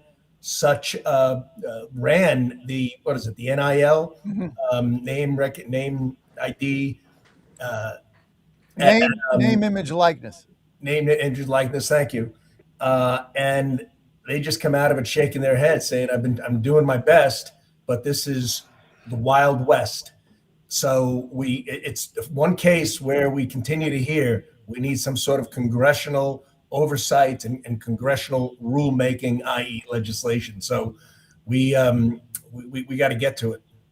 Or individual states can step in. Stacey, if you're governor, I mean, this now is a mess, and it's affecting every university, every major university in Pennsylvania. Do you have any position at all on this? You know what, John? I haven't really been following it that closely. But again, it all comes down to leadership, right? Right. And you can see that we don't have a lot, or any right now in Harrisburg. All right. Dan, I want to get to Congress. I'm telling everybody there's 5 seats that are going to determine if the Republicans win the House. All right. You ready? 5. Whitman in Virginia, 1, District 1. Whitman in Virginia. Kagan's in Virginia. And then 3 in Pennsylvania. Fitzpatrick, Perry, Bresnahan. Tell me I'm right, Dan, or wrong? Well, my friend Rob Whitman, I didn't necessarily realize he'd be in the top 5, so I got to make sure I get some. This is an unofficial interview. Some more support to him, and as well as Jen Kagan's. Look, My focus is Pennsylvania. I tell the White House that. I tell everyone that what our job is to deliver Pennsylvania, just like we did in 24, and we're going through 26. Yet through my NRCC and my PACs and everything, I donate to all Republicans that are in swing or battleground districts. So we and our state house is very important too. But to this question, each of our guys, each of our battleground districts, Ryan McKenzie, Rob Bresnahan, Brian Fitzpatrick, and we think Scott Perry always toughs it out, are within the margin of error. I think Scott might be a little bit higher than that right now, but within relatively the margin of error. Some a little bit better, some a little, dead even perhaps. And they're hardworking. They're very good. Ryan McKenzie is real smart, very strategic, and hardworking. Rob Bresnahan works 24/7, and Brian Fitzpatrick has put together a very, very strategic and he's a hardworking guy, operation down in Bucks County. So I like our chances very much. Certainly, we don't have history on our side. I do look at those three you mentioned, or five, as being the majority makers. So that's how important all of this is, because if we hand that gavel off to, God knows who we're going to hand it off to, by the way, right? If we lost the House and all Pennsylvanians, Republicans, independents are going to come out and vote for the general election, they really got to understand what's at stake here. They are, first of all, they're not telling the truth about healthcare. They're not telling the truth about, so-called billionaires. They're fighting us on waste, abuse, and fraud. They truly are going to embrace socialism because they have no other choice. And not just socialism. I mean, like a command economy, command government. You see what their outline is. Stacking the Supreme Court, working eventually to abandon, they're not going to be able to do it, of course, because it's in the Constitution, the Senate, but add Puerto Rico, add D.C. as a state, federalize elections. And you know what? I hate to tell people, that's almost checkmate. They do that. If they are actually, they'll blow up the filibuster and pass their H.R. 1, which existed before. So we know what they will do. So we need to know what's at stake. I mean, you could have the most extreme member of the Democrats you could have AOC as to be the next Speaker of the House. And the first thing they're going to do, regardless of what the circumstance or facts are, is impeach the president. Right. Some people out there might be like, oh, well, I don't like Trump anyway. Oh, yeah. So that disrupts everything. Okay. That is, talk about undermining democracy. Okay. That's why everything they say and do is really inverted and an inverse of the truth. Not even a fallacy, not a lie. It's taking the truth and inverting it and stating things that are completely untrue and, in fact, contrived. So we got a hell of a lot at stake here. All we need is all those Republicans that are registering. And yeah, we definitely need independents. So we need the common sense independents to say, look, we are for strength we want to be constructive critics, not destructive critics. The other side is nothing but destructive. We gotta, send in $10 or knock on 10 doors or make 10 phone calls or put 10 posts in order to be successful here and truly strengthen. Look, the state economy is very dependent upon the federal, unless they work against it. And I'm going to tell you something, Shapiro, from taxes to how many times has he sued the president, for crying out loud? That's what he does. He fights the trends rather than gets on board with economic growth. And that's a big problem. Another reason people got to vote Republican this November 3rd.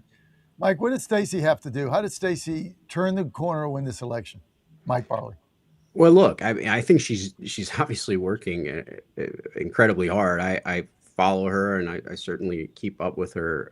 I know I'm sure she's traveling right now to an event and she's on the phone. So look, doing that and then, having the resources, which is always the most difficult part, right? And I know that she's working incredibly hard on that. I'm hoping others will come in and help as well, because these races we're talking about, these congressional races and others, are going to be driven too by how much we can support the treasurer in the top of the ticket race. We've seen that before. That race is going to set the tone for us, and we need to make sure that she has a strong campaign. Can I just add real quick, and it's so true, if the 3.5 million people, maybe it'd be 3.7 that are going to vote for Stacey, if every one of them would send in $10 or $20, my Joe Namath prediction, we could guarantee a Garrity governorship. $10. Everybody who plans on voting Republican. $10. I'm going to do it. I'm going. Stacey, if people want to donate to your campaign, I can do $10. Where do we go? Well, thank you, John. Garrity4PA.com. There's a link right there. Super easy. Is that for or is it FOR? FOR. So Garrity, two R's, by the way, for PA.com. Donate $10 now. If we all donate $10, she has enough money to win. Obviously, you're going to get outspent. Shapiro's got an enormous war chest. He's running for president. He's did his book tour. He's got all that. But money doesn't always win these things, Stacey, as everybody knows. You just have to have enough money to compete. I think going to be able to do that. Barger, as you go through here and you look at what the Democrats are doing in the House in Pennsylvania, and I love having you on because you have no baseline. You're a freshman. When you have conversation with these people that don't do anything, what do they say to you? I don't really have conversations with them, John, because I think they're nuts. There's no. I went in trying to like, okay, where's the common ground?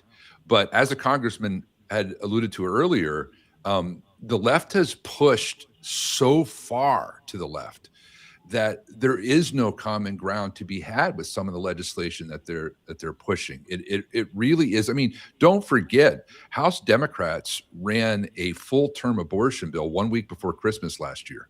That's my environment. So what am I supposed to talk to them about?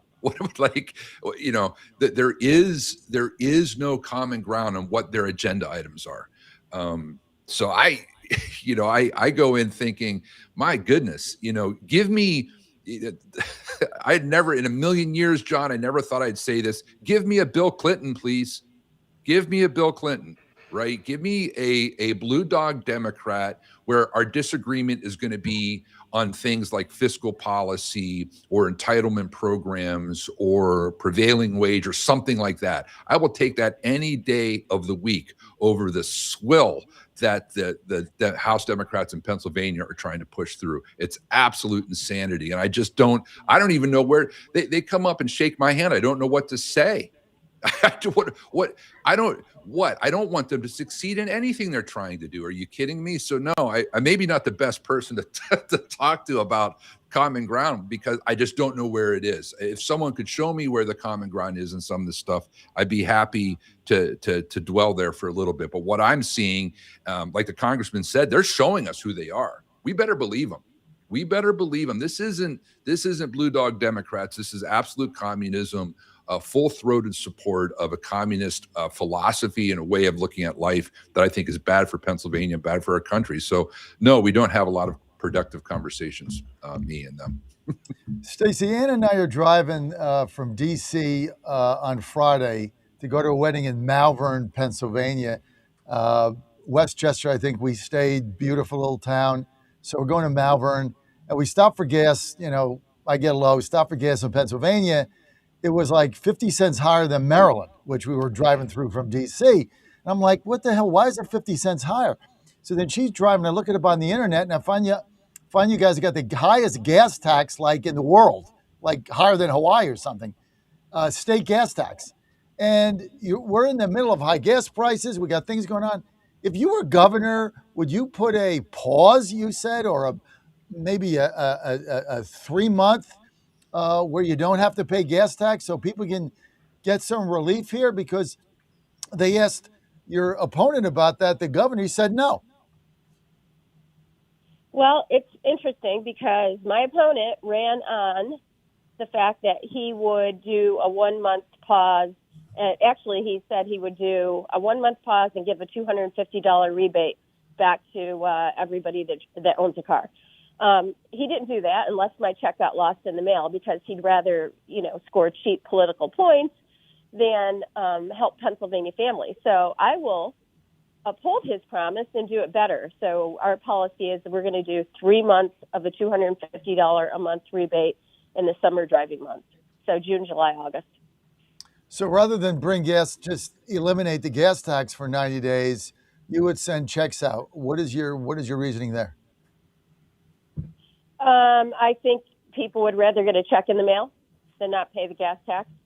And also because that money goes to fix roads. So it's just, I just think it's a better policy. So we would do that. And also, if we unleash then liquid gold that we have right under our feet, because, you know, we are the Saudi Arabia of natural gas, we could bring down gas prices. We could bring down utility bills. We could start rolling back the gas tax. But instead, you know, Josh Shapiro basically has a moratorium on any new drilling.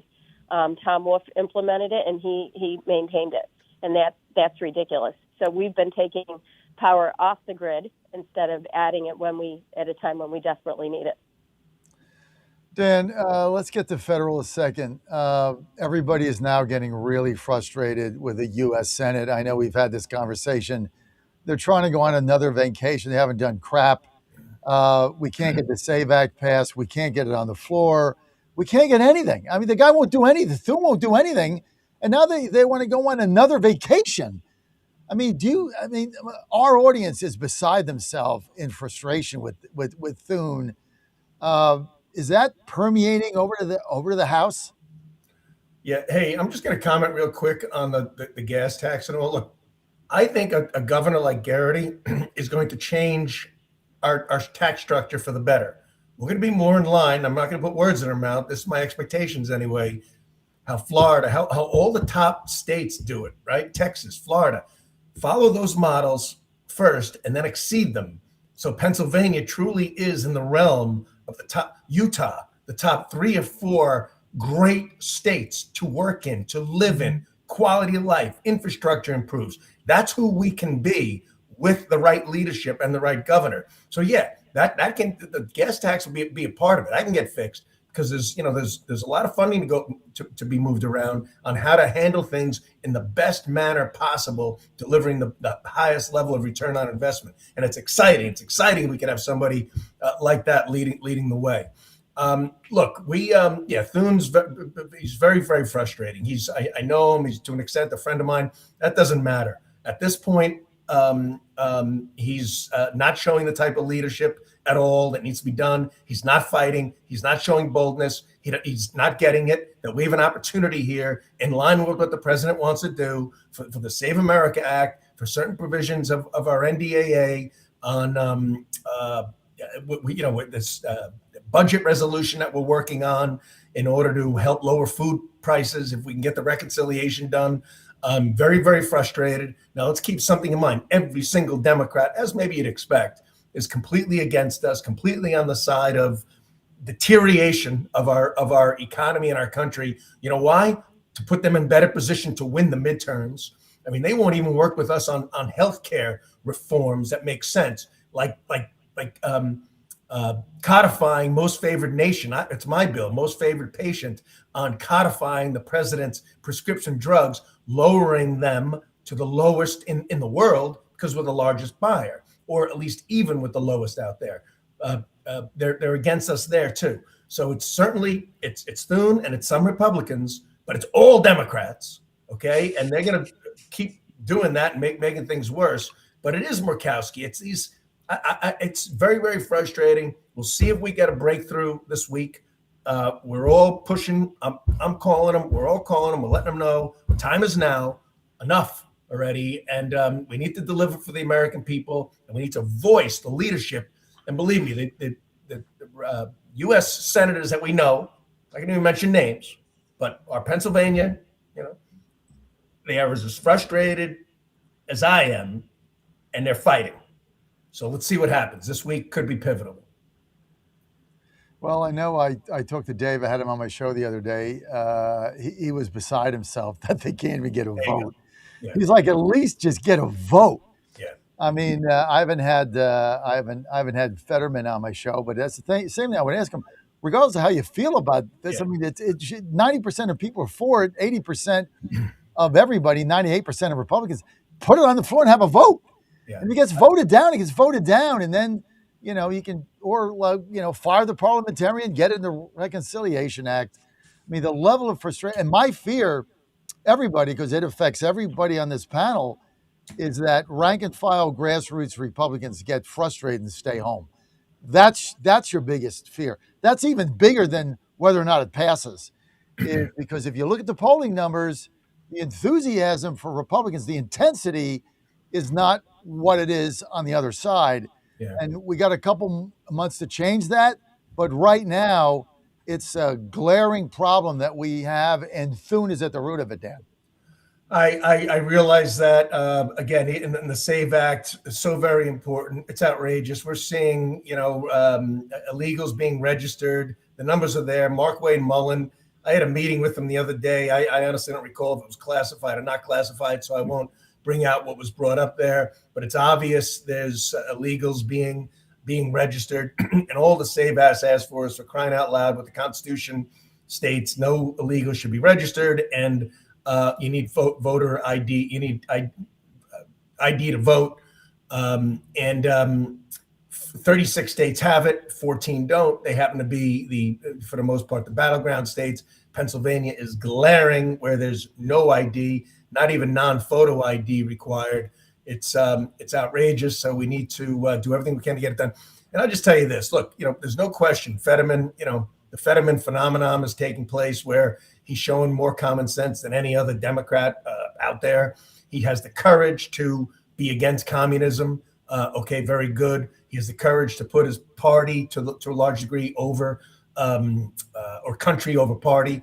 But keep in mind this: he has an F rating with the NRA. He has a 0 rating with the National Federation of Independent Businesses. He also votes against 90%, I think, of the president's judicial nominees. And he votes with the Democrats either 90% of the time or higher. So, even though he's the voice of common sense for the extremists, he's a left-wing Democrat in all due respect.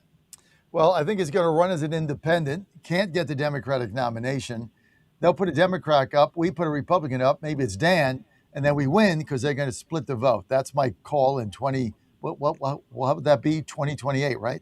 Yes. Yeah, 28. Because he beat Oz in 22. All right, I got to end with a panel with the biggest question. Everybody's got to weigh in. This is a yes or no answer. No need to pontificate. Will LeBron James bring the 76ers a national championship? Yes or no? We'll go counterclockwise. I'll go last. Mike Barley. Yes. Scott Barger. Yes. Stacey Garrity. Yes. Dan Muser. Yes, and Barley's going to buy us all great tickets for the final. That's right.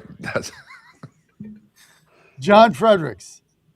No, the guy's 22 years old. You got to be kidding me. He said no pontificating. There's a whole team together there. It's a whole team, and as long as he plays his A game, he's got to bring his A game all the way through. Well, it should be fun now. We'll see what happens. But here's my other prediction: Washington Capitals go to the Stanley Cup Finals. How's that? My prediction right here. Of course, I live in D.C. Sorry, Penguins and Flyers fans. Caps, baby, let's go. Hey, thanks, guys, for being with us. Want to thank Governor. Oh, I like the saying of that. Governor Stacey Garrity. It's got a ring to it. Yeah. Go to GarrityForPA.com. Donate $10. GarrityForPA.com. And I want to thank Congressman Dan Muser for being with us, as always, and his great staff. Great working with your team, Dan. Too many to mention. All of them are great. Well, hey, John, you do a great job. Thank you very much. This was. Oh, thank you. I thank you. You got your comms director call me at home on Sunday just to be sure everything was okay. I love this guy, man. He's on it, dude. He's on it. All right. With the one and only Scott Barger. Thank you, Scott, for being with us. And Mike Barley, a hopeless Eagles fan. Thanks, Mike, for being with us. Okay, I got to go to the White House, guys. You have a great day. Michael Patrick Leahy next. Thanks. For a major attack